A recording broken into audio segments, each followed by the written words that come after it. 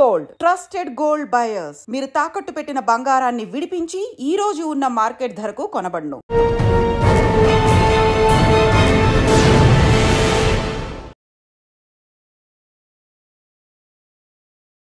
Welcome to crime diaries. ఈ వారం మన guest one of the best police officer.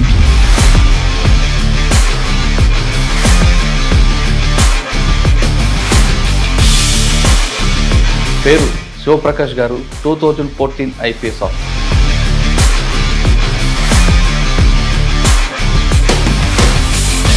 Bengaluru అనగానే ట్రాఫిక్ జామ్ అంటుంటారు. బెంగళూరు ట్రాఫిక్ అనేది కంట్రోల్ అవ్వాలంటే ఏం చేయాలి, పబ్లిక్ ఎలా నేర్చుకోవాలి, పబ్లిక్ యొక్క సెన్స్ ఎలా ఉండాలి? ట్రాఫిక్ డిసిప్లిన్ ట్యాకిల్ చేయాలంటే ఎన్ఫోర్స్మెంట్ అండి. వరల్డ్లోనే కంజెస్టెడ్ ఏరియాస్లో బెంగళూరు చాలా రోడ్స్ 1.2 crore వెహికల్స్ ఉన్నాయి మనకి బెంగళూరులో. సార్ మొత్తం బెంగళూరులో అన్ని జోన్లో కొన్ని ఏ జోన్లో ఎక్కువ ట్రాఫిక్ ఉంటుంది? నార్త్ చాలా ఎక్కువ ఉంటుంది. ఇప్పుడు ఎందుకంటే almost 50% of software companies of India ఇక్కడే ఉన్నాయి. కానీ బెంగళూరు సిటీ పోలీసు ట్రాఫిక్ మీద ఒక కొత్త కాన్సెప్ట్ తీసుకొచ్చారు. ఇప్పుడు బెంగళూరులో మొత్తం మనకి ఒక 44,000 ఇంటర్సెక్షన్స్ ఉన్నాయి. దానిలో ఆల్మోస్ట్ ఇప్పుడు 500 పైగా మనకి ఇప్పుడు 120 వరకు మనకి ఏ సిగ్నల్స్ పెట్టారు. మండ్యాలో క్రైమ్ మండ్యాలో క్రైమ్ ఎక్కువ, పొలిటికల్లీ చార్జ్డ్ అప్. ఇప్పుడు నిఖిల్ కుమారస్వామి సార్ ఇంకా సుమలత మేడంది పార్లమెంట్ ఎలక్షన్స్ ఉంటాయి, ఫుల్ చార్జ్డ్ అప్ ఎలక్షన్స్ ఉంటాయి. సుమలత గారి మీద దాడులు చేయడం, ఆమె కొంచెం ఇబ్బంది కూడా జరిగాయి కదండి ఉన్నాయి. బట్ అంబరీష్ సార్ చనిపోయారు, ఫిలిం యాక్టర్, బిగ్ బందోబస్తు. అంటే షుగర్ ఫ్యాక్టరీ బాయిలర్ బ్లాస్ట్ అయ్యి అక్కడ కెమికల్స్ అన్నీ నదిలో కలుస్తున్నాయని మాకు ఇది వచ్చి కంప్లైంట్. సో అది ఏంటంటే బెంగళూరు వాటర్ సప్లైకి చేరుతుంది. అది శాండ్ బ్యాగ్స్ వేసి అదంతా కంటైన్ చేసి వాళ్ళ వేరే ఆఫీసర్స్తో డిస్ట్రిక్ట్ అడ్మినిస్ట్రేషన్తో కలిసి చేశాం. కానీ హ్యూమన్ ట్రాఫిక్ కూడా ఎక్కువ ఉంటుంది కదా? హ్యూమన్ ట్రాఫిక్ ఉంది కొంచెం. అక్కడ నుంచి గోవాకి తీసుకెళ్తారు, గోవాకి వెళ్తారు, మహారాష్ట్రకి వెళ్తారు. అది ఒక్కటి కేసు క్రాక్ చేసాం అప్పుడు గదగ్లో ఉన్నప్పుడు. ఇట్లా మిస్సింగ్ గర్ల్స్ ఉన్నారు చాలామంది, ఏజ్డ్ బిట్వీన్. కాంట్రాక్ట్ మ్యారేజెస్ అని ఉంటాయి. అవునా? సో వాళ్ళు వచ్చి కాంట్రాక్ట్ టైప్లో మ్యారేజ్ తీసుకెళ్ళిపోయి వాళ్ళ దగ్గరే ఉంచుకుంటారు. పేరెంట్స్ మీద పెట్టాము, వాళ్ళ మీద పెట్టాము, ఎవరైతే అమ్మారో వాళ్ళ మీద పెట్టాము. ఈ డిపార్ట్మెంట్లో రావాలనుకున్న వాళ్ళకి మీరు ఇచ్చే మెసేజ్? డిపార్ట్మెంట్కి అందరూ వెల్కమే, కానీ మనం ఎందుకు వచ్చాం డిపార్ట్మెంట్కి, మనం ఏం చేయగలుగుతాం? బికాస్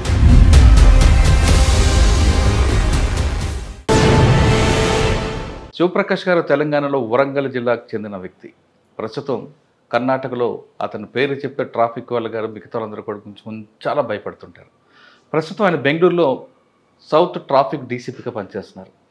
2004లో IPS సెలెక్ట్ అయిన ఆయన ఇక్కడికి వచ్చిన తర్వాత కర్ణాటకలో చాలా ప్లేస్లో పనిచేశారు, ఎస్పీగా చేశారు, ఇప్పుడు ట్రాఫిక్లో ఉన్నారు.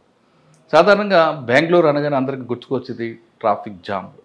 అసలు బెంగళూరు ట్రాఫిక్ జామ్ ఎందుకు అవుతుంటుంది, ఎన్ని బ్లాక్ స్పాట్స్ ఉంటాయి, అసలు పబ్లిక్కి ట్రాఫిక్ సెన్స్ ఉందా లేదా, ఇక్కడ బెంగళూరు సిటీ అంతా కూడా ఆటోమేటిక్ చలానా ఏ విధంగా జనరేట్ అవుతుంటాయి, ట్రాఫిక్ ఎందుకు జామ్ కావు, అదేవిధంగా మెయిన్ లైన్స్ తీసుకుంటే పీక్ టైంలో కూడా ట్రాఫిక్ కంట్రోల్ ఎందుకు కాకుండా హ్యాపీగా వెళ్తుంటుంది అనే విషయాలతో పాటు ఆయన గతంలో పనిచేసినప్పుడు లా అండ్ ఆర్డర్ కంట్రోల్ చేశారు. అదేవిధంగా ఇప్పుడు ప్రజెంట్ ట్రెండింగ్ క్రైమ్ అవుతున్న సైబర్ క్రైమ్ కానీ సోషల్ ఇంజనీరింగ్ క్రైమ్లో మనం ఎలాంటి జాగ్రత్తలు తీసుకుంటే అందులో నష్టపోవని విషయాన్ని సార్ నుండి తెలుసుకున్నాం. సార్ నమస్తే అండి. తెలంగాణ బిడ్డ, కర్ణాటకలో వెళ్తున్నారు, రైట్ సార్. 2014లో ఇందులోకి వచ్చిన తర్వాత మీరు చేసిన ఎక్కడెక్కడ పనిచేశారు, మీకు బాగా గుర్తుండిపోయిన కేసులు కానీ, అదేవిధంగా బెంగళూరు అనగానే ట్రాఫిక్ జామ్ అంటుంటారు. ట్రాఫిక్ జామ్ అనేది కేవలం ఎడ్యుకేషన్, ఎన్ఫోర్స్మెంట్, ఇంజనీరింగ్ ఉంటుంది. ఇది కాకుండా పబ్లిక్ నుంచి ఎలాంటి రెస్పాన్స్ వస్తే, పబ్లిక్ ఏం నేర్చుకుంటే, పబ్లిక్ నుంచి ఎలాంటి రెస్పాన్స్, కామన్ సెన్స్ ఉంటే ఆ జాములు జరగకుండా ఉంటాయి. అంటే వెహికల్స్ పెరుగుతున్నాయి, రోడ్ స్పేస్ పెరగట్లేదు, కానీ ఎవరు రోడ్డు మీదకి వచ్చినా సరే ట్రాఫిక్ జామ్ అంటారు. టోటల్గా తీసుకుంటే పోలీస్ డిపార్ట్మెంట్లో ఫేస్ ఆఫ్ ద పోలీస్ అనేది ట్రాఫిక్. అటువంటి ఇంపార్టెంట్ దీంట్లో మీరు ఉన్నారు కాబట్టి మీకున్న అనాలిసిస్లో బెంగళూరు ట్రాఫిక్ అనేది కంట్రోల్ అవ్వాలంటే ఏం చేయాలి, పబ్లిక్ ఎలాంటి నేర్చుకోవాలి, పబ్లిక్ యొక్క సెన్స్ ఎలా ఉండాలి, ఈ 2 విషయాలు చెప్పే ముందు శివప్రకాష్ గారు వరంగల్లో ఎలా జర్నీ చేశారు, ఐపీఎస్ కాకముందు కూడా మీరు సివిల్స్ రాసే కొన్ని ఐఆర్ఎస్ తీసుకున్నారు కాబట్టి ఆ జర్నీ ఒకసారి చెప్పండి. నా నేటివ్ వచ్చి వరంగల్. మా పేరెంట్స్ది అంటే మా ఫాదర్ది పర్కాల దగ్గర పెద్దకొడపాక అంత ఊరు. సో బట్ నేను బార్న్ అండ్ బ్రాటప్ వరంగల్లో. మా స్కూలింగ్ అంతా వరంగల్లోనే జరిగింది.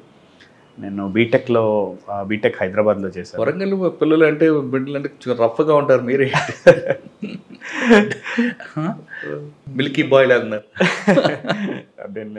వరంగల్ అనగానే హబ్బు కదా ఒకప్పుడు, అసలు ఆ భావజాలం లేదు. బీటెక్ హైదరాబాద్లో చేశాను, తర్వాత ఐఐటి మద్రాస్లో ఎంటెక్ చేశాను, తర్వాత సాఫ్ట్వేర్లో పనిచేశాను నేను. తర్వాత 2012 ఐఆర్ఎస్ ఐటీలో. ఎందుకంటే సివిల్స్ రావాలంటున్నారు, లక్షల్లో జీతాలు ఉంటాయి సాఫ్ట్వేర్. ఫస్ట్ నుండి యాక్చువల్లీ సివిల్ సైడ్ రావాలి అని ఉండే, అంటే బీటెక్ అయిపోయిన దగ్గర. అంటే వరంగల్ పోలీసులు అంటే మీకు బాగా రోల్ మోడల్ ఉన్నారా? అవును, రోల్ మోడల్ ఉంది. ఎవరు? మా సజ్జన్నర్ సార్ ఉన్నారు, madam Warangal SP sir. Warangal encounters గా బాగా ఇష్టపడ్డారా? అలాగే సజ్జన్నర్ అంటే వరంగల్ మా యాక్చువల్లీ పోలీస్ చాలా రెస్పెక్ట్ ఉంటుంది. యాక్చువల్లీ పోలీస్ వాళ్ళని చూస్తే చాలా రెస్పెక్ట్. చాలామంది మంచి మంచి ఆఫీసర్స్ పనిచేశారు. సో మనకి అదొక ఇన్స్పిరేషన్ ఉండే ఫస్ట్ నుండి. శాలిని మిశ్రా మేడం కలెక్టర్ ఉండే వరంగల్ చాలా ఏళ్ల క్రితం, నేను స్కూల్లో ఉన్నప్పుడు. దెన్ చాలా మంది officers. Shalini Mishra madam collector, Soumya Mishra madam SP చేశారు, సజ్జనార్ గారు చేశారు. అంటే వీళ్ళందరూ మీకు. Mishra madam last time elections వచ్చినప్పుడు మేడం మాకే ఇన్ఛార్జ్ ఉండేది, మేడం గుర్తు చేస్తుండే మేడం కూడా. సో వాళ్ళని ఒక ఇన్స్పిరేషన్ ఉండేవాళ్ళు. సో అట్లా సివిల్ సర్వీస్ ముందు రాద్దాము, బట్ కొంచెం సాఫ్ట్వేర్కి వెళ్ళి కొంచెం అంతా సెక్యూర్ చేసుకున్న తర్వాత రాద్దామని సాఫ్ట్వేర్లో కూడా పనిచేసిన తర్వాత రిజైన్ చేసి రాశాను. ఐఆర్ఎస్ఐటి 2012 బ్యాచ్ ఉండే, 2014 ఐపీఎస్ కర్ణాటక క్యాడర్. సో ఇక్కడికి వచ్చిన తర్వాత ఫస్ట్ నేను ఏసీపీ వచ్చి యాద్గిర్ జిల్లాలో. సార్ మీరు సాఫ్ట్వేర్లో వచ్చారు, ఓకే, మీ వేళ్ళన్నీ కూడా కీప్యాడ్ మౌస్ మీద ఉంటాయి. కానీ ఎన్పిఏకి వచ్చిన తర్వాత మీ ఫిట్నెస్ కానీ మీ విషయాలు అన్నీ కూడా మీకు బాగా పిండుతారు వాళ్ళు. మీకు ఇబ్బంది పడలేదా? ఎందుకురా వచ్చాను ఇందులో హాయిగా ఉండకుండా? లేదు, అక్కడికి వెళ్ళిన తర్వాత ఆ జోష్ వేరేలాగా ఉంటుంది. ఫిట్నెస్లో కానీ రైఫిల్ షూటింగ్లో కానీ. ఫిట్నెస్ ఫస్ట్ నుండి నాకు అంటే స్పోర్ట్స్ అంటే చాలా ఇష్టం ఉండేది, బట్ ట్రాన్సిషన్ అంతేం కష్టం కాదు, బట్ ఎవరికి కూడా కష్టం కాదు. ఫస్ట్ ఒక 2 months కష్టం అవుతుందేమో అందరికి, బట్ లేటర్ అడ్జస్ట్ అయిపోయి చాలా మంది చాలా ఎక్సెల్ అవుతారు ఆ ఫీల్డ్స్లో. సో అదేం ప్రాబ్లం రాలేదు. ఎన్పిఏ ట్రైనింగ్ అయిన తర్వాత ఫస్ట్ సో నేను ఫస్ట్ పోస్టింగ్ నాది ఏఎస్పీ. నేను యాదగిర్ జిల్లా సూర్పూర్లో ఉండేవాడిని. ఆల్మోస్ట్ మా తెలంగాణ బార్డర్, అది తెలంగాణ బార్డర్ డిస్ట్రిక్ట్. దెన్ అక్కడ అయిన తర్వాత నా ఫస్ట్ పోస్టింగ్ మండియా ఎస్పీగా చేశాను. సార్ యాదగిరిలో మీ బాగా మెయిన్ వచ్చిన ఛాలెంజ్ ఏమొచ్చింది, మీ మార్క్ ఏముంది అక్కడ? ఎందుకంటే కంప్లీట్ డ్రై ఏరియా, ఎక్కువగా క్రిమినల్స్ యాక్టివిటీస్ ఉంటుంటాయి. యాదగిరి కొంచెం రూరల్ సెటప్ ఉండే ఏరియా. కొన్ని మర్డర్ కేసెస్ యాక్చువల్లీ ఇప్పటికీ చాలా మెమరబుల్, అంటే చాలా కాంప్లికేటెడ్ మర్డర్ కేసెస్ ఉండేవి. అవి సాల్వ్ చేసాం. లేదు, డిటెక్ట్ చేసాము. డిటెక్ట్ చేసిన తర్వాత కూడా, ఎందుకంటే అక్కడ కృష్ణా నది వెళ్తుంటే నారాయణపూర్ అంతా ఒక డ్యామ్ ఉంటుంది. ఆ డ్యామ్లో ఏంటంటే అన్నోన్ డెడ్ బాడీస్ చాలా కొట్టుకొచ్చాయి మా కెనాల్స్లో. సో తెలిసేవి కాదు ఎక్కడి నుండి వచ్చాయి ఏంటి అనేవి తెలిసేవి కాదు. సో కొన్ని మర్డర్ అయ్యి ఉండేవి. సో వాటిని చిన్న చిన్న క్లూస్ పెట్టుకొని వాటిని డిటెక్ట్ చేసి, సో అలా చాలా మెమరీస్ ఉన్నాయి యాదగిరిలో. ఒక మంచి కేసు చెప్పండి. లీడ్ ఎక్కడ? ఒక నారాయణపూర్ పోలీస్ స్టేషన్లోనే, ఐ థింక్ వే బ్యాక్ 2017లో. సో బేసికలీ అక్కడ ఒక ఆయనని బేసికలీ ఒక కాలిన శవం దొరికింది మాకు ఫస్ట్. ఓన్లీ స్కెలిటన్ ఉండే. సో ఏం లేకుండే, అంటే నథింగ్, ఏమీ ఎవిడెన్సెస్ లేకుండే మాకు. సో అది చూసి కొంచెం దూరంలో మాకు ఒక షర్ట్ దొరికింది. ఆ షర్ట్ దొరికితే అక్కడ చిన్న టైలర్స్ది ఊరు దొరికింది మాకు. దాని తర్వాత అక్కడి నుండి అక్కడ కెమెరాస్ కూడా లేవు, చాలా రూరల్ ఏరియా, అది బ్యాక్వర్డ్ రూరల్ ఏరియా. సో అక్కడి నుండి చూసుకుంటూ వెళ్తే ఒక పాన్ షాప్ అతను చెప్పారనమాట, ఈ నెంబర్ బండి వాళ్ళు వచ్చారు, ఆ రిజిస్ట్రేషన్ బీజాపూర్ జిల్లా వాళ్ళది అని. సో పక్క నైబరింగ్ బీజాపూర్, అంటే డ్యామ్ దాటితే బీజాపూర్. అచ్చా. సో వెళ్ళి అక్కడ కనుకుంటే ఊరు ఏదైనా వెతకాలి మనం, ఎన్నో ఊర్లు ఉంటాయి బీజాపూర్లో. సో అట్లా అని చెప్పి 2 కానిస్టేబుల్స్, ఒక సబ్ ఇన్స్పెక్టర్, మంచి వర్కర్స్ ఉండేవాళ్ళు. ఒక్క క్లూ దొరికింది మాకు, ఏంటంటే ఒక ఆయనను ఐడెంటిఫై చేసాము. ఆయన బెంగళూరులో పనిచేస్తాడు అని మాకు తెలిసింది, ఒక లారీ దానిలో డ్రైవర్ అని. But A lorry A driver అనేది తెలియదు. సమ్ గూడ్స్ అని వాళ్ళ ఇంటి ఏరియా తెలిసింది మాకు. సో మా కానిస్టేబుల్స్ వాళ్ళు ఆల్మోస్ట్ 1 month అక్కడే బెంగళూరులోనే ఉండి, సో చూస్తుంటే ఆయన మాకు 15 days దొరకలేదు. ఎందుకంటే ఆయన బెంగళూరు నుండి మ్యాంగ్లూరుకి వెళ్ళాడు. అతను ఫిష్ ట్రాన్స్పోర్ట్ డ్రైవర్ అనమాట ఆయన. సో తర్వాత 15 days తర్వాత వాళ్ళు ఫోన్ చేస్తారు, సార్ ఈయన మీద అనుమానం ఉంది అని. దాని తర్వాత ఆయన గురించి వెరిఫై చేస్తే, వాళ్ళ ఇంటి గురించి వెరిఫై చేస్తే బీజాపూర్లో ఒక ఊరికి సంబంధించిన వాళ్ళు అక్కడ వెరిఫై చేస్తే ఒక ఆయన మిస్సింగ్ ఉండేవాడు అదే ఊర్లో. ఆయన గురించి చూసి ఆయనది టాలీ చేస్తే ఆయన హైట్, అంటే స్కెలిటల్ దాన్ని బట్టి హైట్ తెలుస్తుంది మనకి, ఎంత హైట్ ఉంటారు, హైట్ మ్యాచ్ అవుతుండే. సో దాని తర్వాత ఆయన మిస్సింగ్ కంప్లైంట్ ఎప్పుడైంది అనేది చూస్తే యాక్చువల్లీ మిస్సింగ్ కంప్లైంట్ కూడా దొరకలే మనకి. ఆయన కనిపించట్లేదు చాలా రోజుల నుంచి అని చెప్పారు మాకు. సో అట్లా చూస్తే టాలీ అయింది. సో దాన్ని చూస్తే మర్డర్ అయిన ఆయన సేమ్ అని తెలిసింది. మేము బ్లడ్ DNA అది చేస్తే వాళ్ళ మదర్దిను DNA మ్యాచ్ అయింది. సో అట్లా వచ్చిన తర్వాత మనకి తెలిసిపోయింది ఈయనే చనిపోయింది. తెలిసాడు కానీ అది అక్యూజ్డ్ ఆయన్నే, లారీ ఆయన్నే. ఫస్ట్ అక్యూజ్డే తెలిసాడు, బట్ కన్ఫర్మ్ చేసుకోలేదు మేము ఆయన కాదా అనేది. ఎందుకంటే చంపాడు? సో బేసికలీ కొంచెం ఇల్లీగల్ రిలేషన్ ఉండే. సో వాళ్ళ వైఫ్ వీళ్ళకి ఇల్లీగల్ రిలేషన్, దాంతో వాళ్ళ వైఫ్ ఈయన కలిసి చంపారు.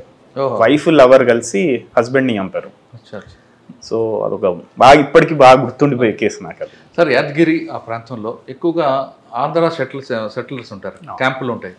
ఇక్కడికి వస్తారు, ఏదో గొడవ పడుతుంటారు, వెళ్తుంటారు, అడిగిపోతుంటారు. లేదు ఇక్కడికి వచ్చారని కర్ణాటక వాళ్ళు కూడా కొంతమంది వాళ్ళని సెటిలర్స్ అని ఒక చిన్న చూపు చూడడం, వాళ్ళకి సివిల్ డిస్ప్యూట్స్ తీసుకురావడం, చాలా రకరకాల ఇష్యూస్ జరుగుతుంటాయి. ఎక్కడో కనిపిస్తుంటుంది ఒక చిన్న క్యాంప్ లాంటి.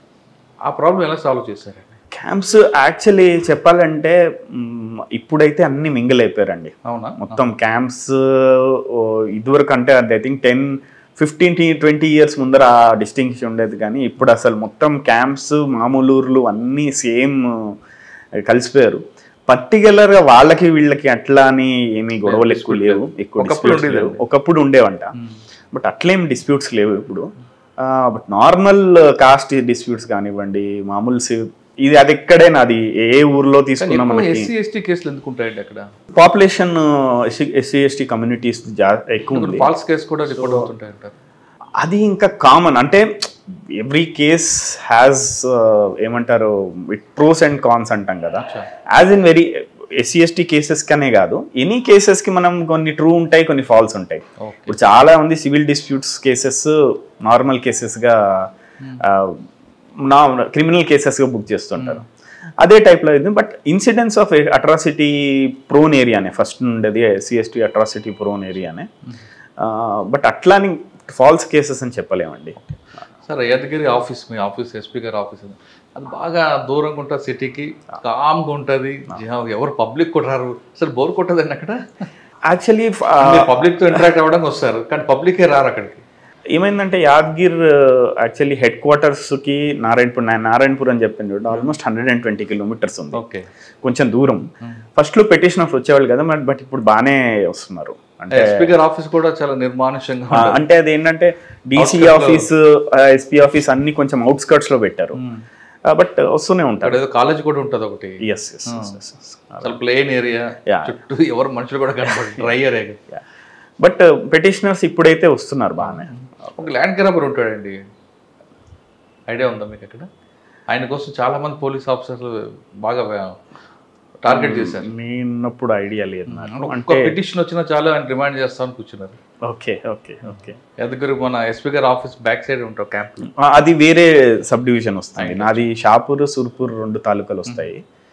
So but I enjoyed Yadgiri ASP Surpur stint. Yadgiri తర్వాత కొన్ని రోజులు నేను చీఫ్ ఆఫీస్లో ఉన్నాను, ఇక్కడ DG ఆఫీస్లో. తర్వాత ఫస్ట్ డిస్ట్రిక్ట్ వచ్చి మండ్యాలో క్రైమ్ సో మండ్యాలో క్రైమ్ ఎక్కువ, పొలిటికల్లీ చార్జ్డ్ అప్, కానీ మంచి డిస్ట్రిక్ట్. చాలా ఏంటంటే ఒక అకౌంటబుల్ పీపుల్. మన అన్యాయం అయితే అన్యాయం అవుతుందని చెప్తారు వాళ్ళు మొహం మీద.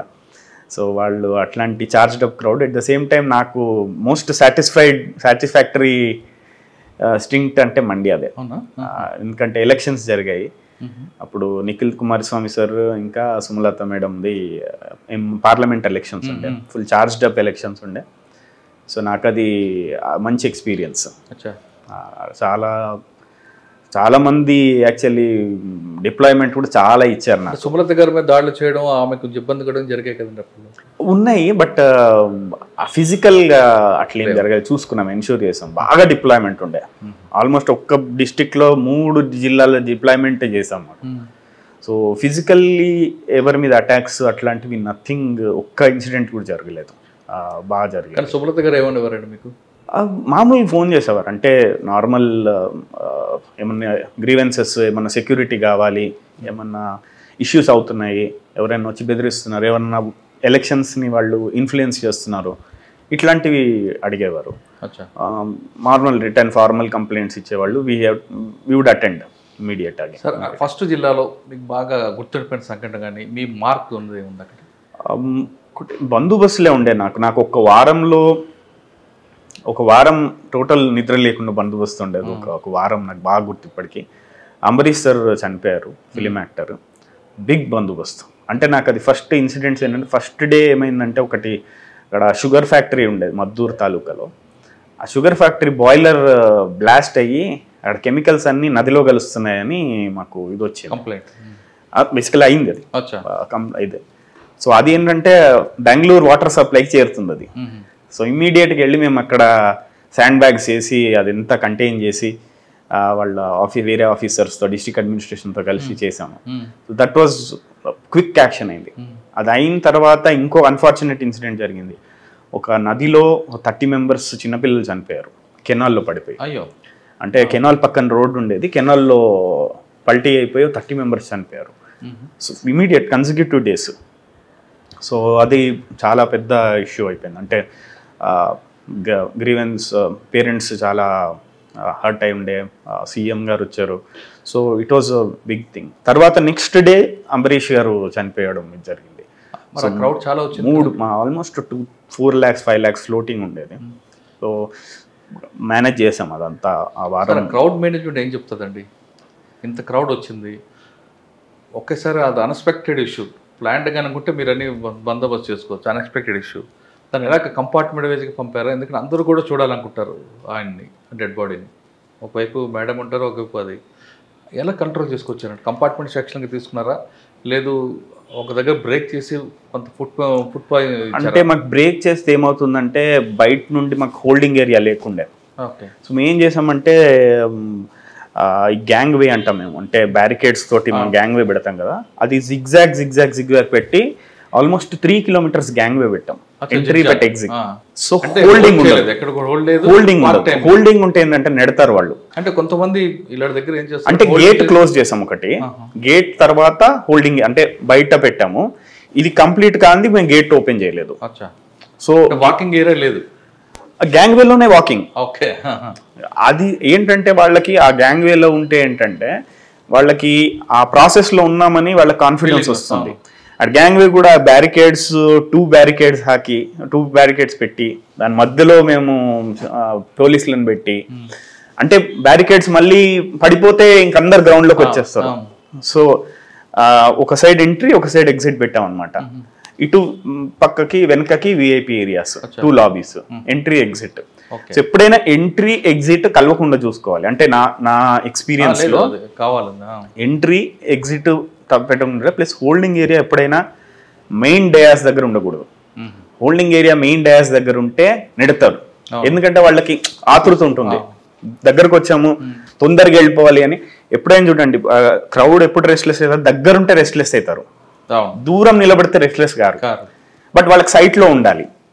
నేను సైట్ లో స్లో మూవింగ్ అట్లా అసలు ఇంత కూడా బాగా చదివేశారు.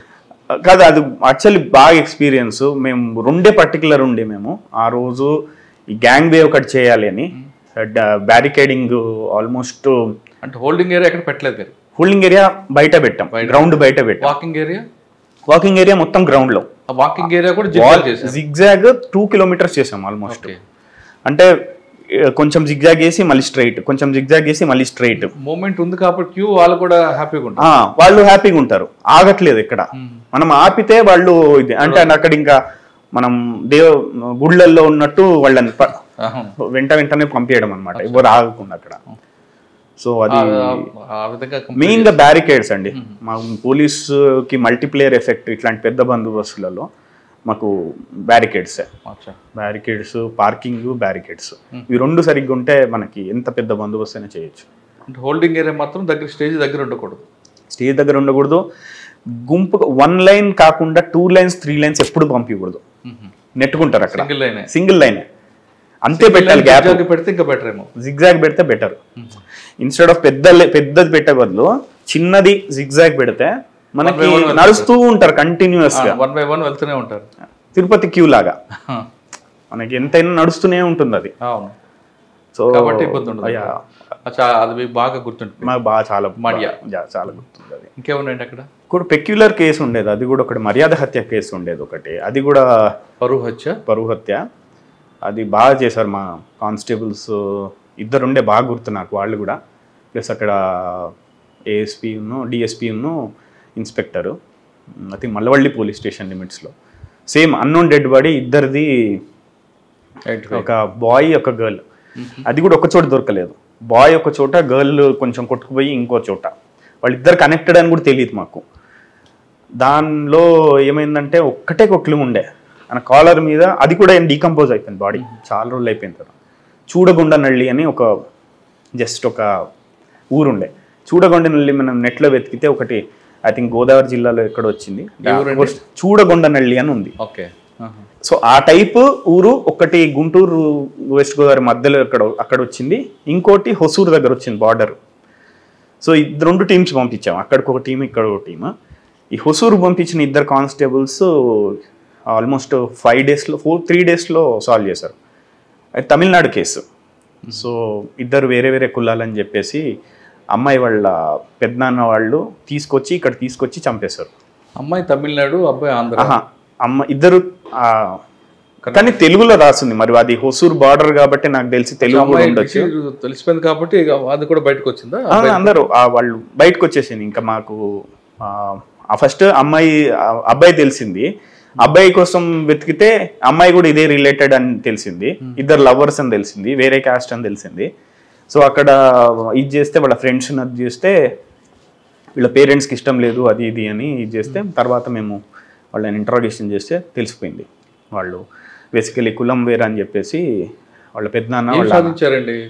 సొసైటీ ఇంకా అట్లా ఉంది, చంపిన వాళ్ళు జైలుకి వెళ్ళి ఉంటారు కదా, జైలుకి వెళ్ళి ఉంటారు. అండ్ యంగ్ పాపం 19 years 18 years అంతే వాళ్ళకి. Just I think degree 2nd yearలోనే ఉన్నారు వాళ్ళు. Very unfortunate. బట్ అది తమిళనాడు పేపర్స్లో అప్పట్లో చాలా వచ్చింది దాని గురించి, బాగా క్రాక్ చేసామని. 3 days 4 daysలో క్రాక్ చేసేసినాం ఆ కేసు. ఇంకోటి కొంచెం పెక్యులర్ కేసు అంటే, ఒక ఆయన వాళ్ళ ఫ్రెండ్ తల కట్ చేసి స్టేషన్ తీసుకొచ్చి పెట్టాడు. అదొక చాలా అప్పట్లో బాగా ట్రెండ్ అయిన కేసు అది. సో బేసికలీ చిన్న డిస్ప్యూట్, వాళ్ళ అమ్మ నేను అన్నారు తిట్టాడు అని చెప్పేసి, ఫ్రెండ్నే.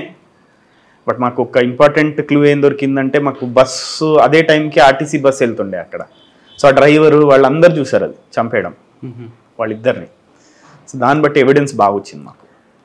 అంటే హెడ్ తీసుకొచ్చి ఆయనే సరెండర్ అయ్యారు, నేనే చంపేశాను. కానీ మాకు ఆయన చెప్పింది కాకుండా వేరే ఎవిడెన్స్ ఉండాలి కదా. సో అందుకే మేము చూస్తే ఆర్టీసీ బస్సు వాళ్ళు చెప్పారు. అంటే కన్విక్షన్ వచ్చిందండి? ఈ కన్విక్షన్ నడుస్తుంది, ట్రయల్ నడుస్తుంది. అది ఒక ఇంపార్టెంట్ కేసు. ఇంకా మండ్య తర్వాత నేను కార్వార్కి వెళ్ళాను. ఉత్తర కన్నడ అంటాం, ఉత్తర కన్నడ జిల్లా కార్వార్, ఉత్తర కన్నడ జిల్లా, కోస్ట్కు ఉంటుంది. That is also very good district. 2 years but 1.5 year almost కోవిడ్లో ఉంది అది, 1.5 year కోవిడ్ టైమ్. సో కోస్ట్కి ఉంటుంది, మన ఉడిపి పైన ఉంటుంది. ఓకే. ఉడిపి గోవా మధ్యలో ఉంటుంది. అది మంచి వెదర్ బాగుంటుంది. Very beautiful district, greenery, forest, చాలా మంచి డిస్ట్రిక్ట్. అక్కడే ఉంది సార్ క్రైమ్? అక్కడ మాకు భట్కల్ ఉంది. కొంచెం ఇష్యూ ఉంది కదా భట్కల్. భట్కల్ ఇంపార్టెంట్ ఏంటంటే ఒక్క కేసులో బ్రదర్స్ ఉంటారు. ఇండియన్ ముజాహిద్దీన్ పుట్టింది అక్కడే, ఆరిజిన్ అక్కడి నుంచి. ఆరిజిన్ అక్కడే. వాళ్ళ మూమెంట్ ఉందంటారా సార్? అక్కడ సింపథైజర్స్ ఉన్నారు ఇంకా? ఉంటారు. అంటే మనకి ఏంటంటే we cannot rule out anything. అట్లా ఒకవైపు సముద్రం మంచి బాగుంటుంది, ఇటువైపు వీళ్ళు చూస్తుంటే అంత ఎందుకంటే ఇంకా సొసైటీ మనం ఇంకా దాని గురించి కమెంట్ చేయలేం. బట్ ఏంటంటే ఇట్ ఈస్ ఆల్వేస్ వస్తుందా గోకర్ణ? గోకర్ణ కూడా నాకు వస్తుంది. సో గోకర్ణ, మురుదేశ్వర్ అది మీకే? Murudeshwar, Gokarna tourist place. అది టూరిస్ట్ ప్లేస్, పెద్ద డిస్ట్రిక్ట్ చాలా. ఒక ఎండ్ నుండి ఇంకో ఎండ్కి ఆల్మోస్ట్ 300 కిలోమీటర్లు. అది ఒక్క నా హెడ్ క్వార్టర్స్ నుండి సిద్ధాపూర్ అని ఉంటుంది బార్డర్, 300 కిలోమీటర్స్, 280 కిలోమీటర్స్ ఆ బార్డర్. పెద్ద డిస్ట్రిక్ట్ చాలా. ఏరియా వైజ్ సెకండ్ బిగ్గెస్ట్ దీనిలో. అక్కడ టూరిస్ట్ ఏరియాలో క్రైమ్ ఎక్కువ జరుగుతుంటుంది. మీకు ఒక మణిపాల్ యూనివర్సిటీ కూడా మీకే వస్తుంది? లేదు, మణిపాల్ ఉడిపికి వస్తుంది. భట్కల్లో అయితే ఇంపార్టెంట్ కేసు, మేము ఒక పాకిస్తాన్ ఆమెను పట్టుకున్నాము. ఆల్మోస్ట్ 10 years నుండి వితౌట్ వీసా ఉంటున్నాము. ఎందుకు? ఇల్లీగల్గా వచ్చింది ఇండియాకి, ఇక్కడే పెళ్లి చేసుకుంది, భట్కల్లో పెళ్లి చేసుకుంది. ఇద్దరు మాకు కొంచెం ఇన్ఫర్మేషన్ వచ్చింది ఇట్లా ఉన్నారని. అది చాలా పెక్యులర్ కేసు ఉండేది. మరి ఆమెను ఎలా పంపించారు?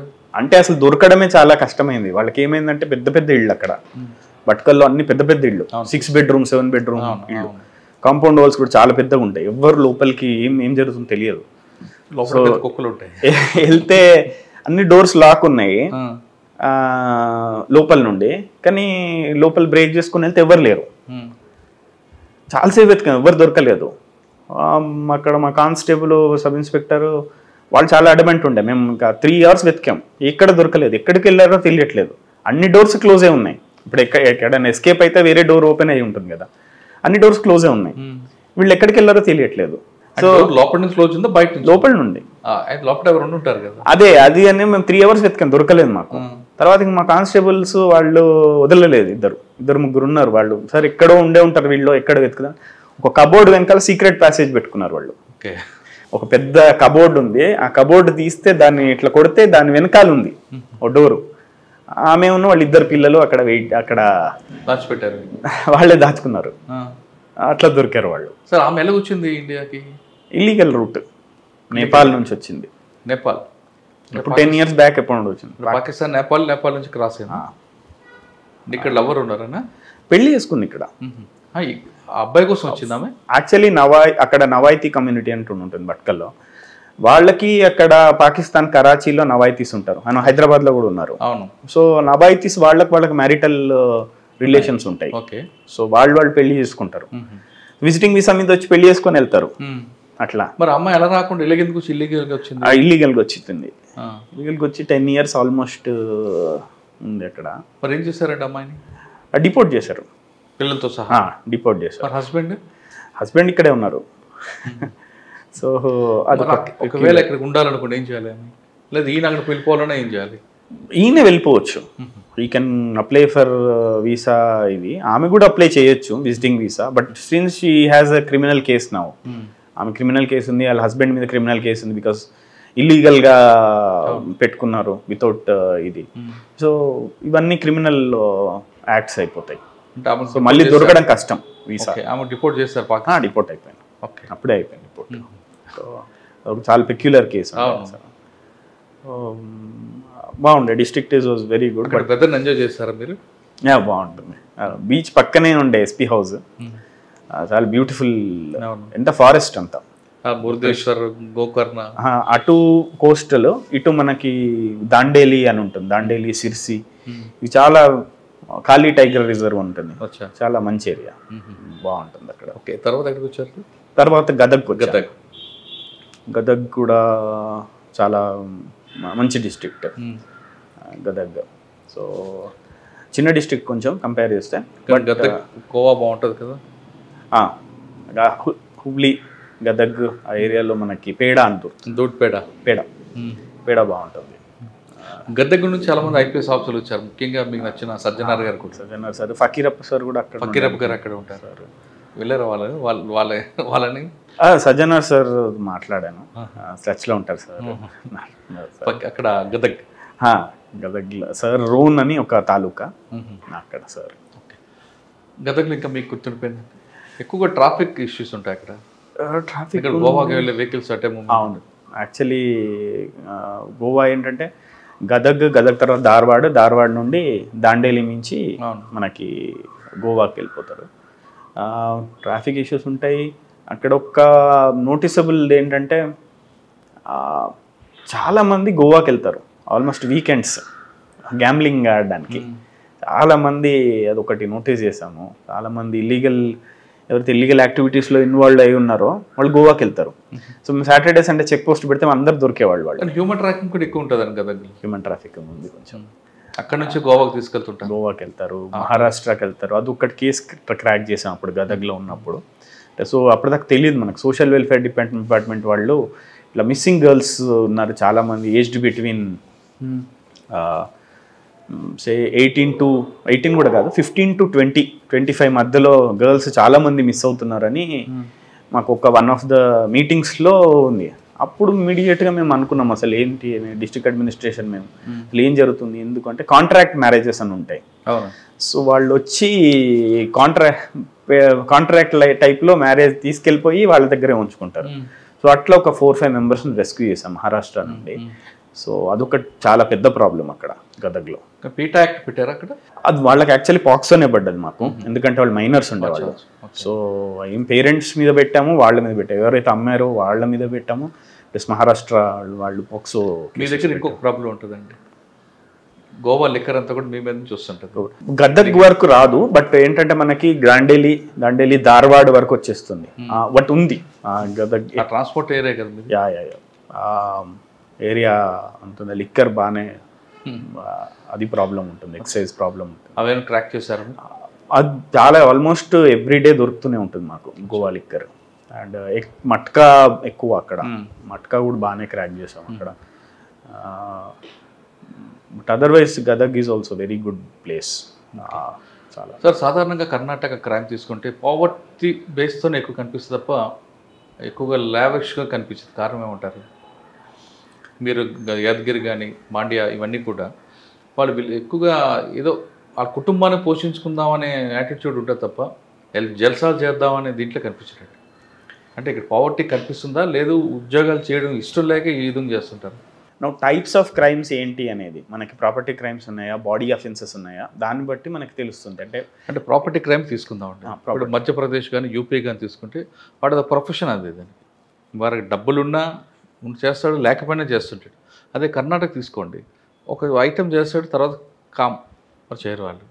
ఎందుకంటే హైదరాబాద్ బేస్ తీసుకుంటే హైదరాబాద్లో మేజర్ క్రైమ్ ఏది జరిగినా గతంలో ముత్తూట్ ఫైనాన్స్ మీద అటాక్స్ ఇవన్నీ కూడా యాదగిరి మాండ్యా ఇటు నుంచి వచ్చిన వాళ్ళు. ఎందుకు ఇటు వాళ్ళ క్రైమ్ రూట్లోకి వస్తున్న ఉద్యోగాలు లేక వస్తారా, లేదా డ్రై ఏరియాని వాళ్ళు ఈ లైన్ ఎంచుకున్నారంట? అగైన్ అది మనం క్రిమినాలజీ ఒక క్రైమ్ అనాలిసిస్ చేస్తే, అంటే మనం సోషల్ స్ట్రక్చరు లేకుంటే ఇది ఎకనామిక్ కండిషన్ దాన్ని బట్టి ఇది చేస్తే అంత మనకి క్లియర్ కోరిలేషన్ ఏం దొరకదండి. అంటే మనం ఎగ్జాక్ట్ ఇట్లానే, ఇన్ఫ్యాక్ట్ చెప్పాలంటే మనకి క్రైమ్ రేట్స్ యాక్చువల్లీ తక్కువ when compare to other states with the same population. In fact కర్ణాటకలో చాలా తక్కువ. మన పర్ ల్యాక్ పాపులేషన్ తీసుకోండి మీరు, per lakh population to crimes ratio తీసుకుంటే యాక్చువల్లీ కర్ణాటకలో తక్కువ. బట్ కోరిలేషన్ అనేది ఇది చేయడం చాలా కష్టం అండి. Depends upon place to place, district to poverty ఎక్కువ కనిపిస్తుంటుంది అంటారా? Poverty is one of the reasons, definitely poverty is. Criminal యాంగిలే కాకుండా ఒక కపుల్స్ వచ్చేస్తారు, ఒక చిన్న బాబు తీసుకొని గదగ్ కానీ మాండ్యా నుంచి వచ్చా, మాకు ఫైనాన్షియల్ ప్రాబ్లమ్స్ ఉన్నాయి, 100 రూపీస్ ఇవ్వండి అని వెళ్తుంటారు. బట్ అదే నేను అంటున్నాను ఏమంటే అట్లా ప్రతి స్టేట్ నుండి ఉంటారు అనుకుంటున్నాను నేను. అంటే ఎక్కువ కర్ణాటక మహారాష్ట్ర కనిపిస్తారు. అంటే మేము కర్ణాటకలో ఉన్నాం కాబట్టి తెలియదు మాకు. హైదరాబాద్ కనిపిస్తారు, వీళ్ళందరూ అర్బన్ కాబట్టి వీళ్ళందరూ అక్కడికి వస్తారు. ఎక్కువ కర్ణాటక నుంచి వచ్చిన వాళ్ళు ఈ విధంగా వస్తారు. లేదా పానీపూరి అమ్ముకోవడానికి ఎక్కువ కర్ణాటక వాళ్ళు వస్తుంటారు, హౌస్ కీపింగ్. అంటే మనకి నియరెస్ట్ డిస్ట్రిక్ట్స్ హైదరాబాద్ కర్ణాటక నుండి ఎక్కువ హైదరాబాద్కి వెళ్తారు. మన కళ్యాణ కర్ణాటక అంటారు, అక్కడ నుండి ఎక్కువ హైదరాబాద్కి వెళ్తారు. బట్ అదే క్రైమ్ టు ఇది link up but I feel compare to all the states I think people are very peaceful here. చాలా ఇది ఉంది, సిస్టమ్స్ ఉన్నాయి, అన్నీ ర్యాండమ్గా ఇది లేదు. మనకి ఏదైనా చెక్స్ అండ్ బ్యాలెన్సెస్ ఉన్నాయి, ఏది వెళ్ళిన వాళ్ళని ఐడెంటిఫై చేస్తాం. క్రైమ్ అయితే వాళ్ళని అరెస్ట్ చేస్తాం, వాళ్ళకి ఒక అకౌంటబిలిటీ ఉంటుంది. అవన్నీ it is well established thing, అదేం ప్రాబ్లం లేదు. అక్కడ నుండి ఎక్కడికి వచ్చారు నెక్స్ట్? అక్కడ నుండి నేను డీసీపీ నార్త్కి వచ్చాను. ఇక్కడ అప్పుడు ఎలక్షన్స్కి వేసాను నన్ను, ఎలక్షన్ కమిషన్ 6 months ఉన్నాను అక్కడ. నార్త్ అది కూడా కొంచెం సెన్సిటివ్ ఎలక్షన్స్ ఉండే. డీసీపీ నార్త్ అనగానే 4-5 పొల్యూషన్ రౌడీ షీటర్లు ఉంటారు. దాదాపు 2200 మంది షీట్స్ ఉన్నాయి. కొన్ని పొల్యూషన్ కంప్లీట్గా వాళ్ళే ఉంటారు. మళ్ళీ వాళ్ళ మీద మీ ఫోకస్ ఎలా? నాకు చాలా తక్కువ టైం ఉండేది, బట్ ఒకటే ఎలక్షన్లో డిస్టర్బెన్స్ వాళ్ళతోనే ఉండేది కదా? వాళ్ళతోనే ఉండేది.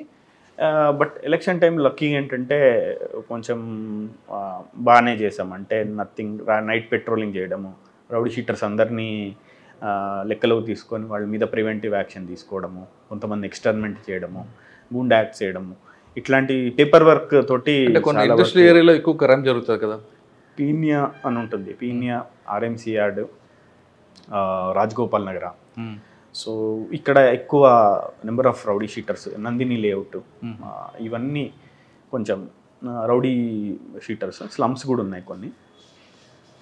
బట్ రికార్డ్లో ఉంటారండి, అంటే they will be on police records. దాటి వెళ్ళరు.